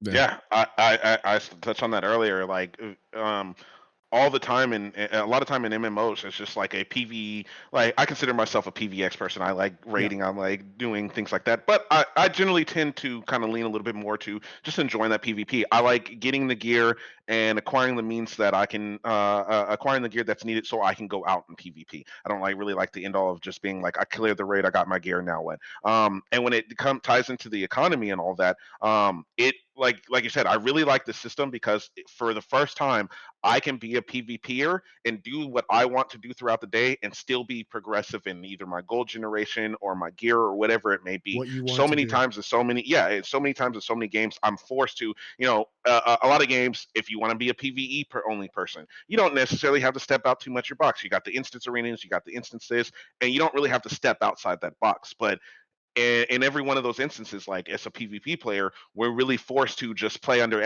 what everybody else enjoys. And so like I like the system as a way to kind of do what I want to do, while still being productive within the world itself. Yep. Another thing, when you talked about that resource generation and things like that, I think that's something that Intrepid is really looking to do when it comes to just the backspace and the materials and the breaking down of those items when you're selling those to the NPCs. Everything seems to be kind of like at a slow, just like keep the ball moving, keep the wheel turning pace, versus like, I spent all day out in the woods and now I've got 3,000 logs, 3,000 stone, 3,000 rubies, and 3,000 basalt. And there's a lot of like methodical, just like planning out how you want to go about things, and then you add in the node resources that you're going to have to do, all the different resource dumps within the game that occur naturally. I think it's really good, which is like it's going to be kind of the driver of this wheel for that ebb and flow that you were talking about. I absolutely agree that I believe it's just going to be a more ebb and flow when it comes to the procurement of the movement of goods, and the caravan system as a whole. Yeah, just the last thing, and then I'll stop. But yeah, I think there will be times, like as a PvPer looking to play caravans as like one of my main driving systems in the game. I look at it as, yeah, sometimes it's going to be beneficial to attack. Absolutely. Like there's going to be people that aren't going to properly defend a certain amount of resources. We're going to have better players, or we're going to have more players. Obviously, like we're going to attack.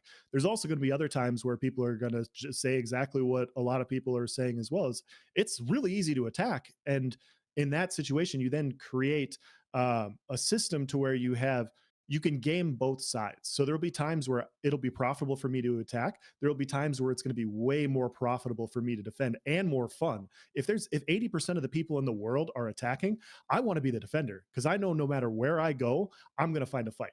I'm going to find exactly what I want. And if I'm good at what I'm doing, I'm still getting paid to do that as well. And so I then don't have to hunt for what I'm trying to get as an attacker with 79%, 80% of the population. So one of the things we've not really touched on, especially as it relates to the economy, and how caravans kind of fit into this, is the whole stock exchange, right? So we really don't know a lot about it, but I assume caravans are going to fit into that.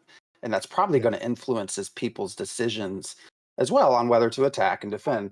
Straight from the Kickstarter, what we were promised, it says, is in-depth economic performance metrics for commodities, trade routes, wars, and raids. And then obviously you get to invest in nodes, guilds, and social organizations. So there's this whole other, we talk about, we're kind of debating without full knowledge. There's this whole other component that 100% is going to affect who fights and when, which I think is going to be super interesting once we hear more about it. So yeah, I agree. Absolutely. And economic destabilization through that is something that I'm very interested in. Sorry, I didn't mean to cut you. Oh, no worries at all. I was just going to say, like, to not go down too deep on the rabbit hole on that, just to at least say that, yeah, there's so many systems that have to interact with so many others in Ashes. It's really hard to talk about one without it impacting everything else. It really is. And that's the great part about this game. Like, for those of you watching, if you've never played Arcade, or if you've never played a more PvX type of game, it is very much a different beast than what you're used to.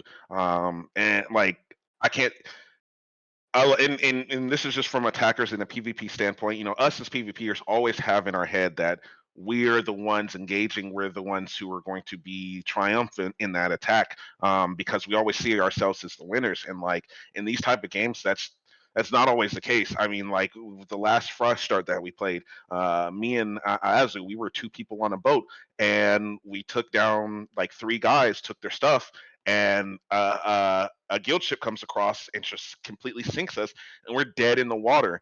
And your first thought process, like, oh, I'm frustrated. This sucks. I just got. But like, then you kind of like, man, like I can go out and do this to anybody. And you're like, all right, let's get it. Let's get back to it. Let's, get some materials. Let's do that over again. And that's really the fun thing about these games is like, yes, you get, a lot of times like you're caught without your pants down, but it can happen to the strongest of us, the weakest of us. And again, like it kind of goes back to what we've been saying before is Intrepid just has to have the right, amount of rewards for the progression system to make kind of the whole ebb and flow feel a lot better for no matter which side that you decide to choose. Yeah, I agree. Out of all the like I played, PvX tends to be the one. Not only does it just feel more natural, like it just feels better because you're making people touch content that they otherwise wouldn't. So you're bringing in. I think too, like people who finally jump into that, if they've never done something like that, might realize like, wow, like this is completely different than what I'm used to. I'm engaging in shit that I normally wouldn't used to do because I have to do this to get my progression. And like you might find out, like I did, where I was primarily a PvE player for the longest time. Then I touched Dark Age and I was like, man, I'm putting my neckbeard on, guys. Like I fucking love the systems in there. So it completely changed. So me just having one touch of a different like system was like, holy shit. I didn't even realize that there was this whole different type of game that I could be playing where things are blended, where it's hard to see where the PvP starts and where the PvE starts. Obviously, there's people going to kill you, and that's PvP. But like it is like DA said, it's a completely different type of animal than where you're playing these theme park MMOs where you're kind of on rails and everyone's segregated. You have, okay, this is where PvP goes and this is where PvE goes. And then sometimes there's even a gear gap where it's like, if you want to do this content, you're going to have to grind out all this stuff. Ashes is going to have that.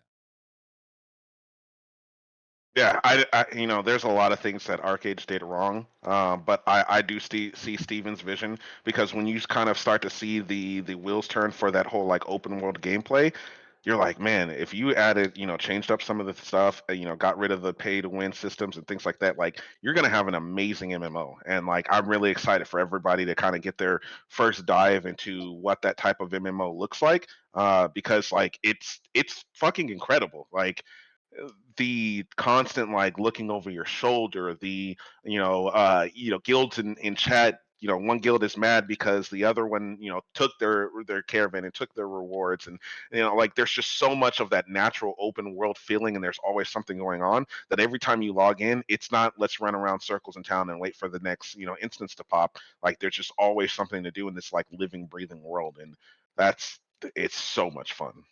And I've been go ahead. No, go ahead. I was a little off topic.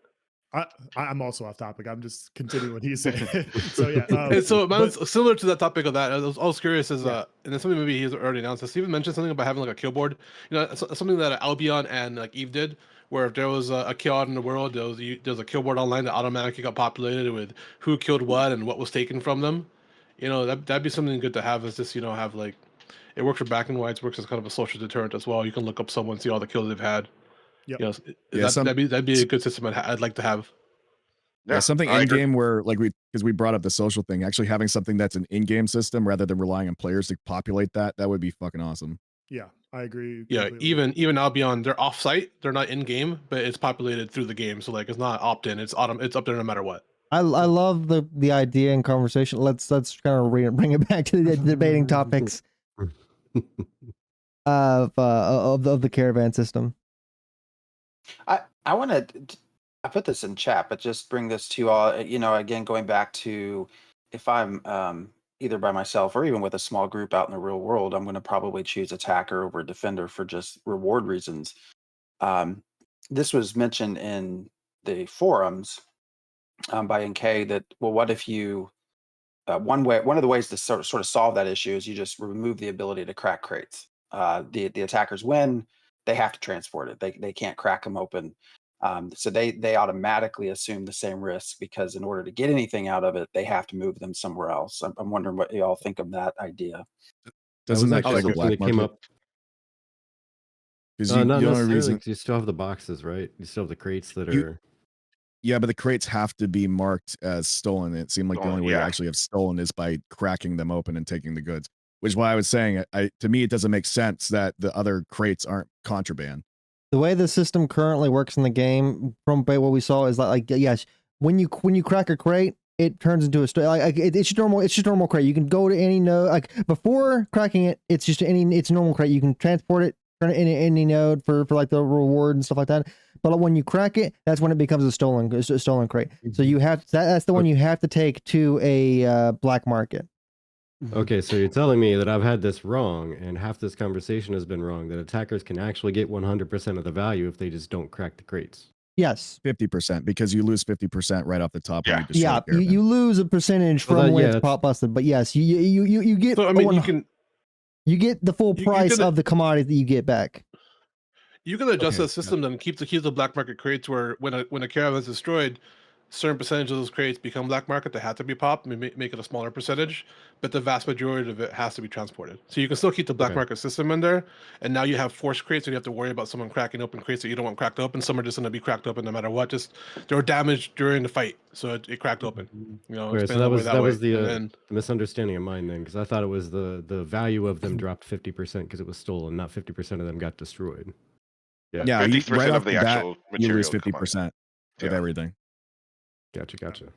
And so that just then factors into the ROI on attackers and defenders, and it's just so tough to calculate before Alpha 2. I definitely see the perspective, but at the same time, like size of the world, being successful as an attacker, and then also having random like people jump into attack to crack crates and have this, it really like starts to ding into what your return on investment is. And so it's like, okay, yeah, sometimes it'll be beneficial to be attackers, sometimes it'll be better to be a defender, just because you get everything when you're successful. Yeah, I like to think of it in the masses, right?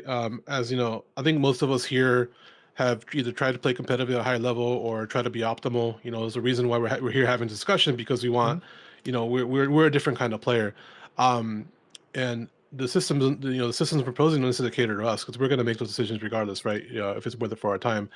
The layman, the more average player is, you know, going to opt in or opt out, you know, and they're just playing the game. They're going to opt in or opt out because they want to. If the system doesn't incentivize them either way, you know, they may not participate in the system, which is why the whole point of having, you know, a upside and downside for both. Yeah, you know, because I know that if I spend my time there, I'm going to spend an hour doing it, and I maybe get something. Other people just do it just for the fun of it and don't care. I want to ask Virtek, with this realization of how the system works, does that make the entire thing better or worse for you? The same. It's still 50%. I mean, either way, like I'm kind of expecting that, you know, the things are going to get destroyed and whatnot, and the value sink. And I think I knew that a while back, and for some reason along the way, my brain just distorted it to the value and not the actual quantity. Because I remembered it being an actual materials sink. So I don't know where I lost that concept between then and like today. But I did. There are also two ways to look at this conversation. There's a few more, but like two ways to look at this conversation, which I think has fed into like a lot of where the direction of this has gone from. You can look at it from the perspective of an organized group versus an organized group, or you can look at it from a pug perspective. If you look at it from a pug perspective, I think that's where a lot of the argument that I've heard come from of, well, I'm a pug person. Which side is actually more beneficial to me? Am I going attacker or am I going defender? And because or if it has any benefit at all. If it has any benefit at all, that as well. And a lot of people seem to think that the pug perspective is far more in the attacker's side of the camp. Correct. That's what I've argued. Because there isn't a downside for a pug to attack besides spending time. See, and I wonder if that's part of the intended gameplay loop, is that attackers probably will be primarily pugs, while defenders typically will be a bit more organized. Also, which you already gives the advantage to defender. I think you're going to have both. I wouldn't say you would have both, but yeah. I think it's possible, but you have to make sure everyone joins at the same time. if you're transferring within, like, I would call it a blue node, your node and then your local allies you have, very likely that the pugs are going to defend your caravan for you, and then there should be maybe some incentive for them to do that, and they'll disincentivize attackers. If you're going into a red area, people don't know you, then that's where the social aspect comes in. They're going to attack you because, like, yeah, Enveus isn't allowed in our zones. We don't like them, so they're going to, you're going to have more proportional people attack. But for the masses in general that don't have, like I said earlier, if I have no skin in the game, why do I even participate? Yeah. If there isn't a reward either side. Or what if one I'm? of the other? Oh, you go ahead. I just say, or what if I'm out just harvesting and I come across, am I going to really want to defend and have to go wherever they're going, like spend the next hour going to their final destination to get some sort of reward versus just attacking right then and there, being successful and cracking a crate and continuing on about my harvesting in my area? Go back to the carrot. Go back to the carrot farming right after. Yeah. Well, see, and that brings up one of the points is that your risk versus your reward then becomes proportional, because now the attackers, you potentially are only looking at getting one crate that's got 25% of goods in it. So you're basically in Isno else brought this up too. That's a waste of your time, because you could spend that time going and harvesting those goods for yourself. Because if you're only getting one crate that's got, say, now 25 rubies, what is the amount of time that you could have spent doing that elsewhere and actually going and getting those materials by yourself? Right, you're using a mule to go and bring that and then getting a better return on it. Easy. That's where we go with definitely better that's return where we go down with the caravan. That's where we go down the progression system, right? If it's incentivized you to always attack and be successful, you progress into it, you get bonuses to attacking, which is why you're going to want to do it. Maybe you get a bigger percentage of it when you attack. But removing like they did before, make it so you just don't get any crates, or you can't pop open crates and you have to move it. It becomes a choice to do it. But we're doing that as well. We're talking about, I think we're talking a lot of these about, let me get my thoughts straight. A lot of what we're talking about an incentive and organized group where, like, I'm going to get my homies together and I'm going to do it. Those are all the defenders, and then we may run into a red territory and know that we're going to get attacked. So we're going to have a bigger force for defenders.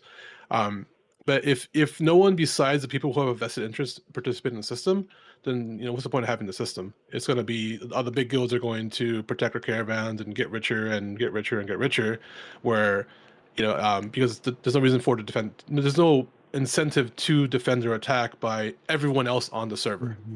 So here's something, in a way, one of the potential controls that I had earlier, or systems that I was suggesting to toss in. I put it out in chat, but just to put it out vocally as well, is progress of the highwayman system could be tied to successful delivery of goods to a node. So if the contents don't arrive, attackers do not gain progression. Flat. Yeah, and I think if that's a portion arrives, then they get a portion of points. But that also impacts defenders. But then in theory, if they're arriving with all their goods most of the time, or whatever, they're getting all those points. But still, if they recover the goods back from the attackers who then are trying to gain progression, then they still get part of their points at the end of the day. So it's going to encourage taking and retaking it over and over. Someone in chat did make a point that it's supposed to be a bandit system where bandits will attack, PvE will attack a caravan, correct?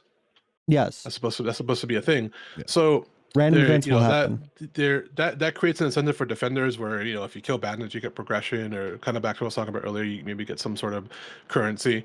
So yeah, that creates the incentive for the defenders to defend, because you won't just be walking around. You have to actually defend from mobs that attack, and it could be that sometimes you're going into an area and higher level mobs attack, you need more people to do it, or you just monsters to destroy your caravan. That creates an incentive to defend. But then it's on the flip side, there still isn't that choice for the attacker side, even with that system already there. As it is currently, as what we know, the attacker side doesn't really have the choice to, like, where if I do it, there may be a downside for me, or do I even participate at all? Yeah, one of the things you said some incentive was about when you talk about the whole, like, rich getting richer and that kind of snowball effect from having those the way caravans set up that way. The way I see it, and kind of, it just goes back to what or is there no one else was saying? Sorry, I'm You're good. brain fart on your name. Just kind of that ebb and flow. I think that really plays into that ebb and flow, because, like, if everybody's getting rich off of caravans, then you're going to either want to run those caravans so you can get rich, or you're going to want to rob those caravans so that you can get rich. And if my guild is heavily we're always pressing, we're always attacking because we want to take those goods and get rich, we still have to move those goods, and we become the prey at that point. There's always a bigger fish. There are always more sharks out there in that water. And if it becomes such a lucrative thing that it's just like, caravans are just like these walking loot pinatas that are essentially a tank loot pinata. You probably have more people attacking, but again, those attackers have to be to get that reward, right? Because if they break those crates open, they're getting worthless. They're getting pennies. It's not worth it. So if they have to move those goods once to get that 4x, that 8x rewards, they still become the defenders. And you're still in a situation where we say, okay, there's more incentive to the attackers, and if that's the argument, there's more incentive to attackers. They become the defenders. They still have to deal with that system of a attacker heavy system, and that leaves more. That's more. That just plays more into that ebb and flow. Who has more members? Who has some more coordinated force? What time is it? Where is the location? Fast travel is not a thing. So can they get more people to help defend now that they've built that caravan? Now that they got the jump or the surprise on those defenders, and you're now the prey. You have to move that to see that reward, and there could be an entire slew of things that could happen along the way to move those goods. That just gives me more reason as just a random person in the world doing their own thing, or even a small group doing their own thing, to not engage in the system. Because there's no reward for me. If the reward for me is I have to defend it and move it, and there's a risk there, it's a lot of risk, but then there's, in most cases, maybe just you ignore it and you just keep doing what you're doing because you're going to make more profit by just doing whatever you were doing instead of participating in the system. Yep. So I would ask, why wouldn't you defend in that situation? If you just walked across our guild and Enveus just completely destroyed a caravan, we're now defending to move that goods there. Why would you not interact with that system? What would I would get asked, what would deter you from even signing up as, hey, I just saw you guys run over this group, sign up as defenders and defend that. Hey, I seen you guys, what would stop you? I would say is one of those people with. So you in that sense, you're incentivized to just go defender because you already know defenders won, and you can get some reward for defending. But now for the rest of that, any other people that show up, why am I going to attack? I'm just going to ignore the system. Well, because you don't know that caravan's only carrying 50% of the goods if you're just randomly coming across it. So you might think you're incentivized because you think there could be it's the thing too. You're seeing any caravan, you don't know what's in it. I know, that's what I'm saying. Just be complete waste of time. Well, won't there be that's another level of uncertainty where if I'm gonna attack, if I have the choice to attack, defend, or ignore, where I'm even moving more away from attacking or defending, because what's the value in that crate? You don't know. I thought they said progression will give you some ability to know a little bit more about what's in the. That is a social organization. So that's a social organization progression path that lets you either know more about what's in a caravan or let you hide what's in a caravan. It's like generally you're supposed to be able to see how much is in a caravan. It'll show how much it's filled up. But they've said that hey, there's social organizations that you can use that'll hide that. Yeah, and I think I'm obviously on the side here of adding. My whole thing was adding risk or reward to the attackers, and I think my viewpoint and with this conversation has changed more to realizing that as we've talked to you guys, I've realized that if there isn't a risk, if there isn't a reward or even a risk on either side, players may just choose to opt out of the event altogether because it's not worth their time. Sorry. Is there only one? You can go ahead. I wanted to quick piggyback off this. I just wanted to ask you a generic question, but I think with how Ashes is designed, as far as their artisanship, their all the systems that they have, it basically incentivizes just about everybody to partake in some way because resources are at such a scarcity. I know that I will be involved. I'll probably never be a grandmaster crafter in anything, but I'll still be participating because this game basically promotes inclusiveness to do everything. And I think when I look at it that way, from and maybe I'm wrong on this, but from my perspective, everybody will have resources that are valuable, whether it's through glint, whether it's whatever you collect along the way. It'll be stuff that you benefit more from transporting it. And so I think a point that's often overlooked is just about everybody will have these resources, and due to the return on investment, it's almost always beneficial to ship them. And so, yeah, some people will be shipping more because it's more of their progression system. But even me as a PvPer, I'll occasionally go out and farm and collect resources and stuff like this, and I'll have stuff in my inventory that I'll then also want to ship out. And even if it's more attack heavy, I'll still be incentivized to do it as long as my win rate in the example I provided is above 12.5%. If I win over 12.5% of the time, I'm making more money than just dropping it off at my home node. So I'm going to do it. Let me ask you guys also a question, because I know Phantom, you posted in chat about you said we get to a point where the least past the resistance wins and 80% of the plus caravans succeed. What do we consider a successful caravan? Because in the sense of that, like, I go from attacker to defender, right? Does that count as a win for an attacker, or does that count for a win as a defender? In that type of system where 80% of the defenders are successfully turning in, we don't have a system where it's like overly favoring the attackers, because the majority of the caravans that are being turned in is a defense caravan. So I would ask, like, where would you draw the line as far as what is where do you see the line being on, like, this is more heavily leaning to attackers or leaning to defenders? Because in that type of system where it's 80% of the defense caravans being successful, I would argue that leans more towards the defender than it does at all for attackers. Well, the clarification with that comment is I think we get to a point where, from an economic perspective and a growth, you'll get leaders guild leaders and guilds that just, it's easier just to let everyone succeed for the most part. I think you'll still have bandit guilds and people that do go out, and that's why I said 80%, not 100%. But I think we get to a point where, or possibly get to a point where the sort of cool fun factor of Ashes just released and it's been out for a year, and then all of a sudden it sort of, because I've also always said that I think this is possible with just even nodes themselves, that eventually if you have all the right metropolises, do people just really not bother with sieges because you're just it's status quo. Yeah, you're doing your thing, you're successful, and so I do wonder if that's a possibility, that caravans eventually get to a point where it's, as was just mentioned, there's no point in doing them anymore. It's easier just to let them go through, unless you were just wanting to go out and, I don't know, tear it down a caravan. I think localized resources are really going to play into that factor. So I don't know that it's like it's not an attacker versus defender thing at that point. I think it's just an overall. You raise an interesting point, like especially from the progression standpoint. So if you successfully attack and all of a sudden you defend, like, and you actually turn in the caravan as a defender, do you get progression in both from the same?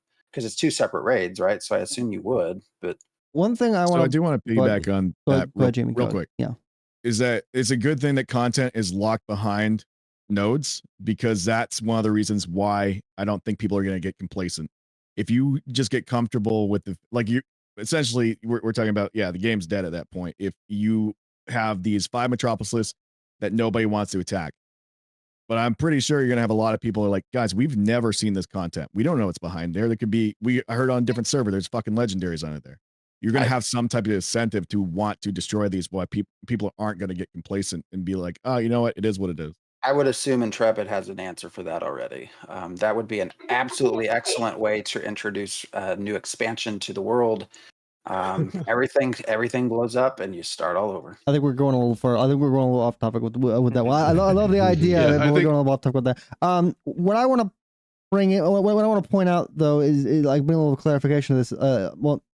Is that not like got a clarification? But so everyone here seems to be talking about more of the resource side of caravans, where I want to bring up the fact that bring back the fact that like caravans are one of the primary ways that of gold generation in the game. Without gold generation, yes, people are going to be making their gold off of the artisan classes and the resources being transported these things, but without the gold being generated, things aren't going to you be selling very expensive things for dirt cheap. Like you need gold generation in the game, and caravans are one of the primary, if not like one of the very few only ways of gold generation in the game currently.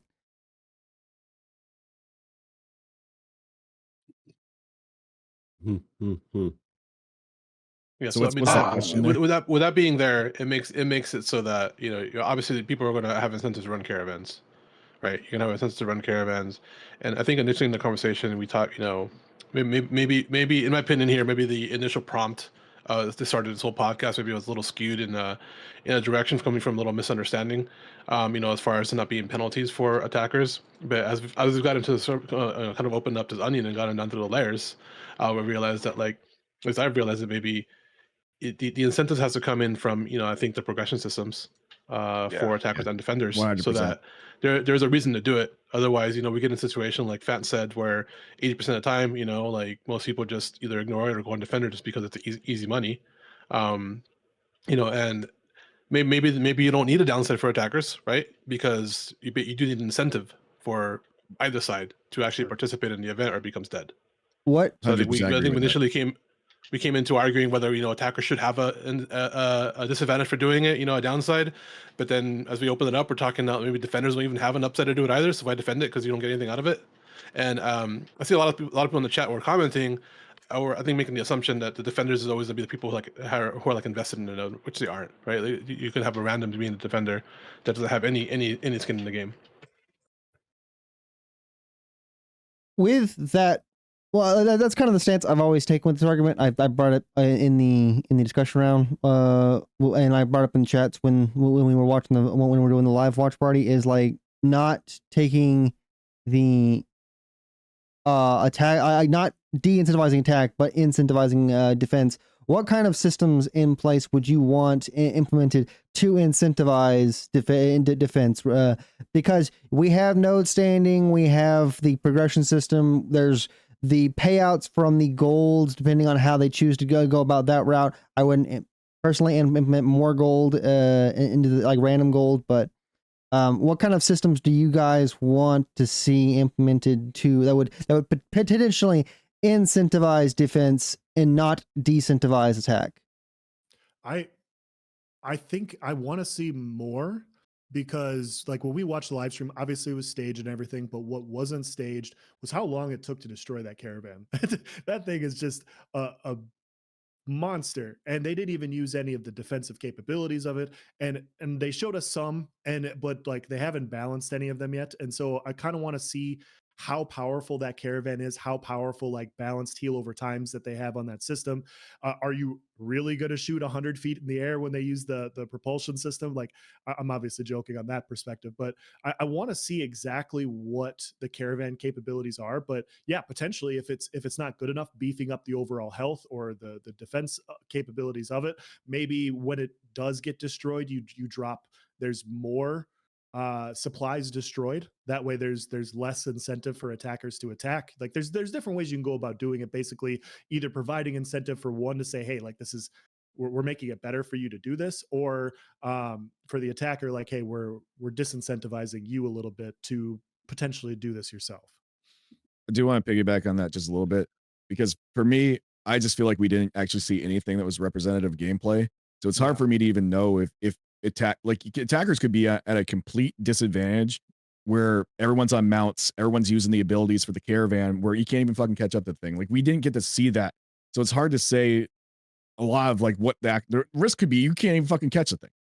So like, Yeah. there's a lot of unknowns right now where it's hard to even know like what, because it was all staged. We didn't see where the respawn points were or any of that too. So like for me, it's hard to even say, yeah, there's no value here, or and the thing, like I think I keep coming from the mindset too, is that defenders will probably be a bit more organized. So like what you're getting out of it if you succeed. So let's say, yeah, if you are in a pug group, like I think there's just a risk to being a pug. Like at that point where you're risking yourself not knowing what you're going to get from anybody, because you might not get anything at the end. So saying like, should there be something in game that you get there? And yeah, if there's progression, I think that would be a good thing. But I feel like there is like this underlying, like, what's the monetary value that I get if someone doesn't pay me anything? That's there on the attacker side as well, because the attackers, in a pug perspective for the attackers,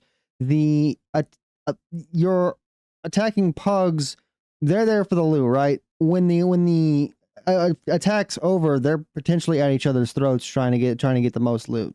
Like, that's a potential de-incentivization for you to even bother with it, because you don't know because there's a fight afterwards, right?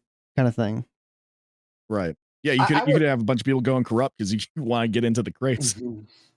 I would agree. For some reason, that just sounds incredibly hilarious to me. Just an attacking I would love group to see jump that. in and I would take love over to a see it. caravan. You were saying I would turn on each agree. other, start stabbing each other in the back. Phantom?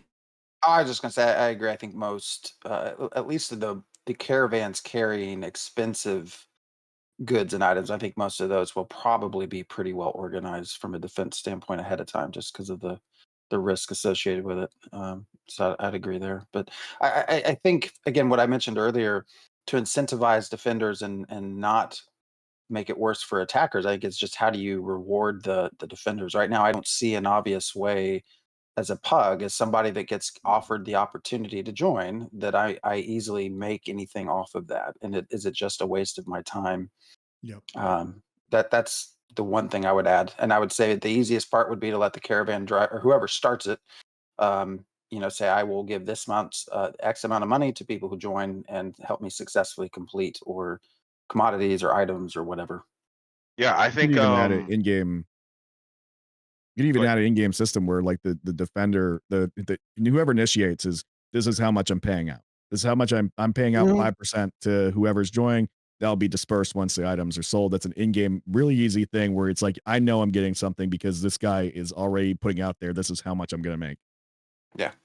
Yeah, I think that one of the kind of things that I was really kind of disheartened to hear from Intrepid was them getting rid of the caravan insurance system that they spoke about in the past, essentially being able to kind of put your own money or gold, or it takes a percentage of those and of that profits to disperse amongst the defenders.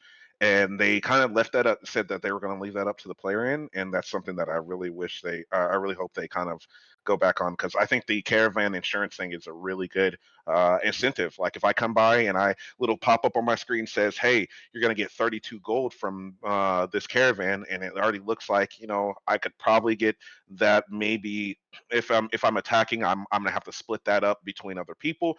It really just kind of puts in your face, like, maybe I should defend this. I'm out here. It's me and my 4 friends. We're not going to be able to kill this caravan on our own. Let's just go defend it and make that quick gold. So with the insurance, it's more like Arcade insurance. I the Arcade insurance, where, like, the person that owns that thing, once it's turned in, they get a percentage of that gold. They get a percentage of that, whatever was turned in. Not what it sounded like you were kind of talking about just now. Well, yeah, that was from Arcade, but my point of Intrepid had spoke on, you being able to insure a percentage of your goods, and that's just something that I kind of want to see brought back. But I think the biggest thing that was said earlier is, until we kind of get into the game to feel how these feel these systems in kind of that open world setting, there's so many variables that could have the system leaning either left or right. Because me personally, I really believe that caravans are going to be something that you're going to need at least, like, a little bit more than, they were running a tier 3 caravan, and there was a ton of us, and, like, look how much time it took for us to beat that down. Yeah, I can't talk about this. There were at least, like, 20 of us, if not more, on the attacker side. And I mean, like, we still just, like, beat the hell out of that before it exploded.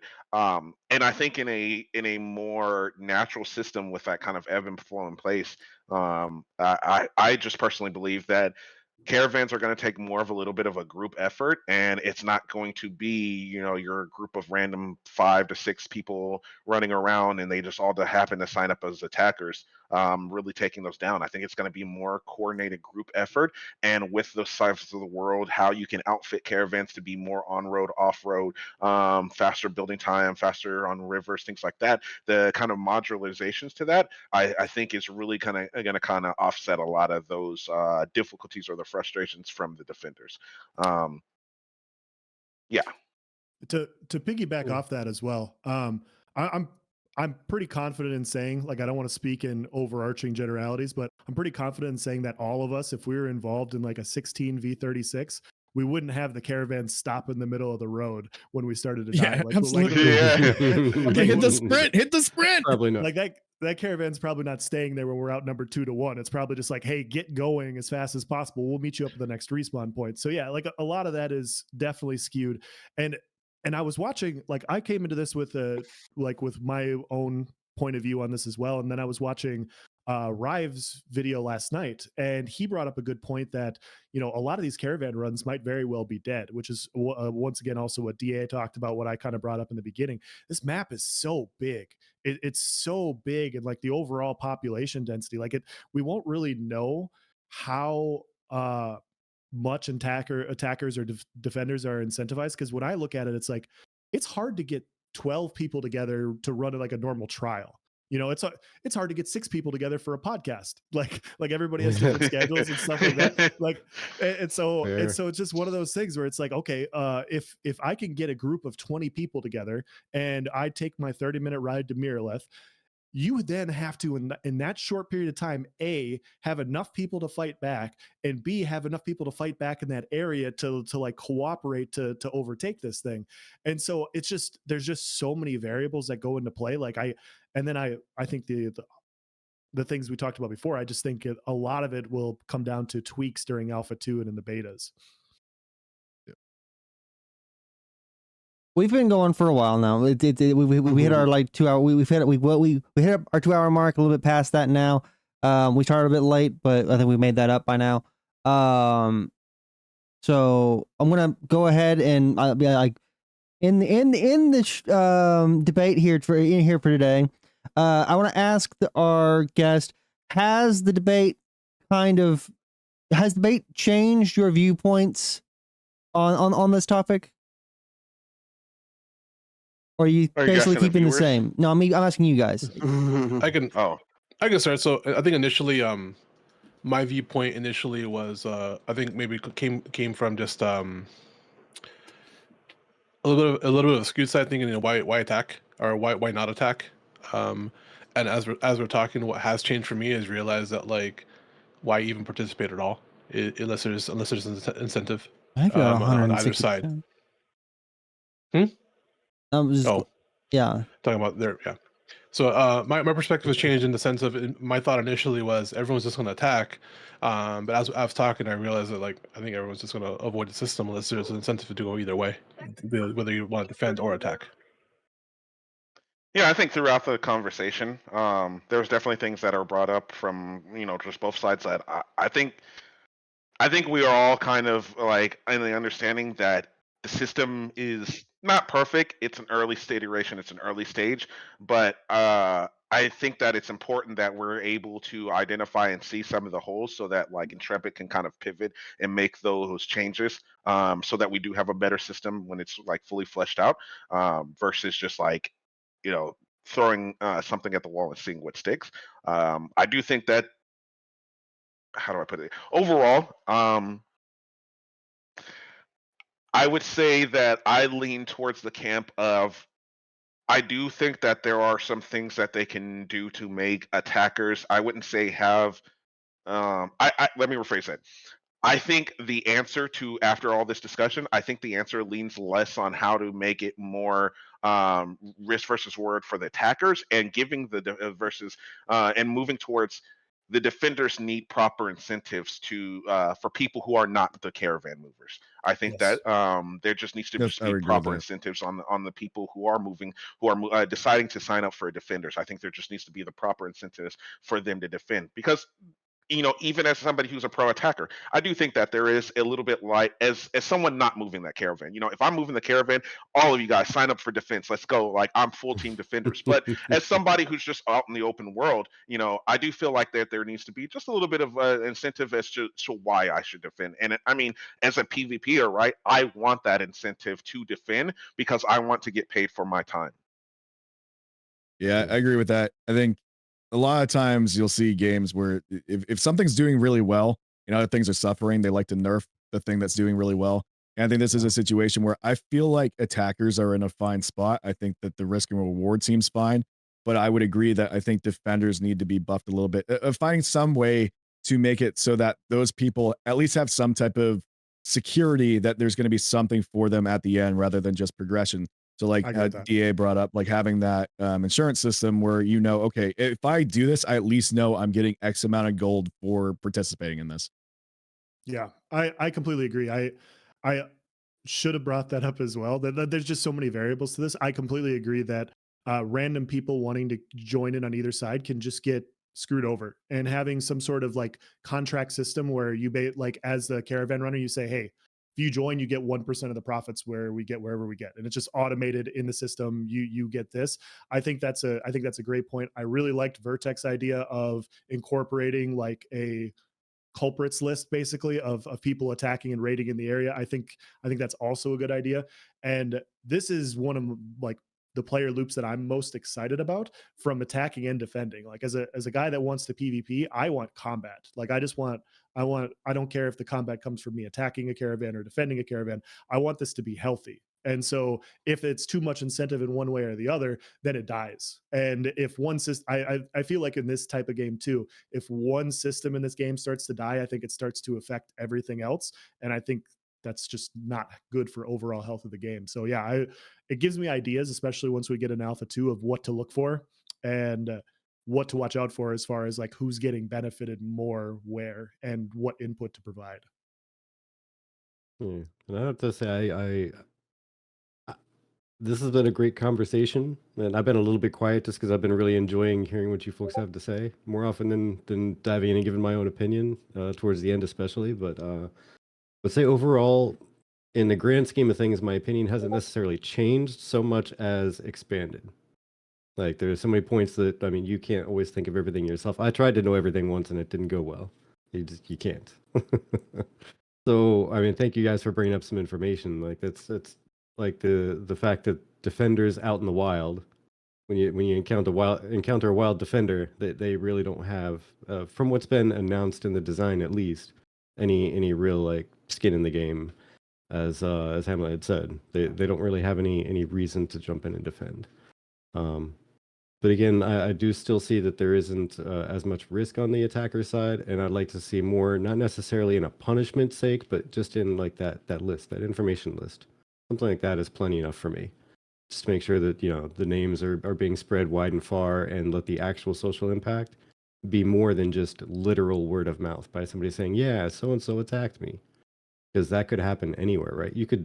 I could just tell somebody tomorrow that I was walking down the street just minding my own business in Vera, and DA came back from behind and he just took my head right off, and try and get somebody angry at him.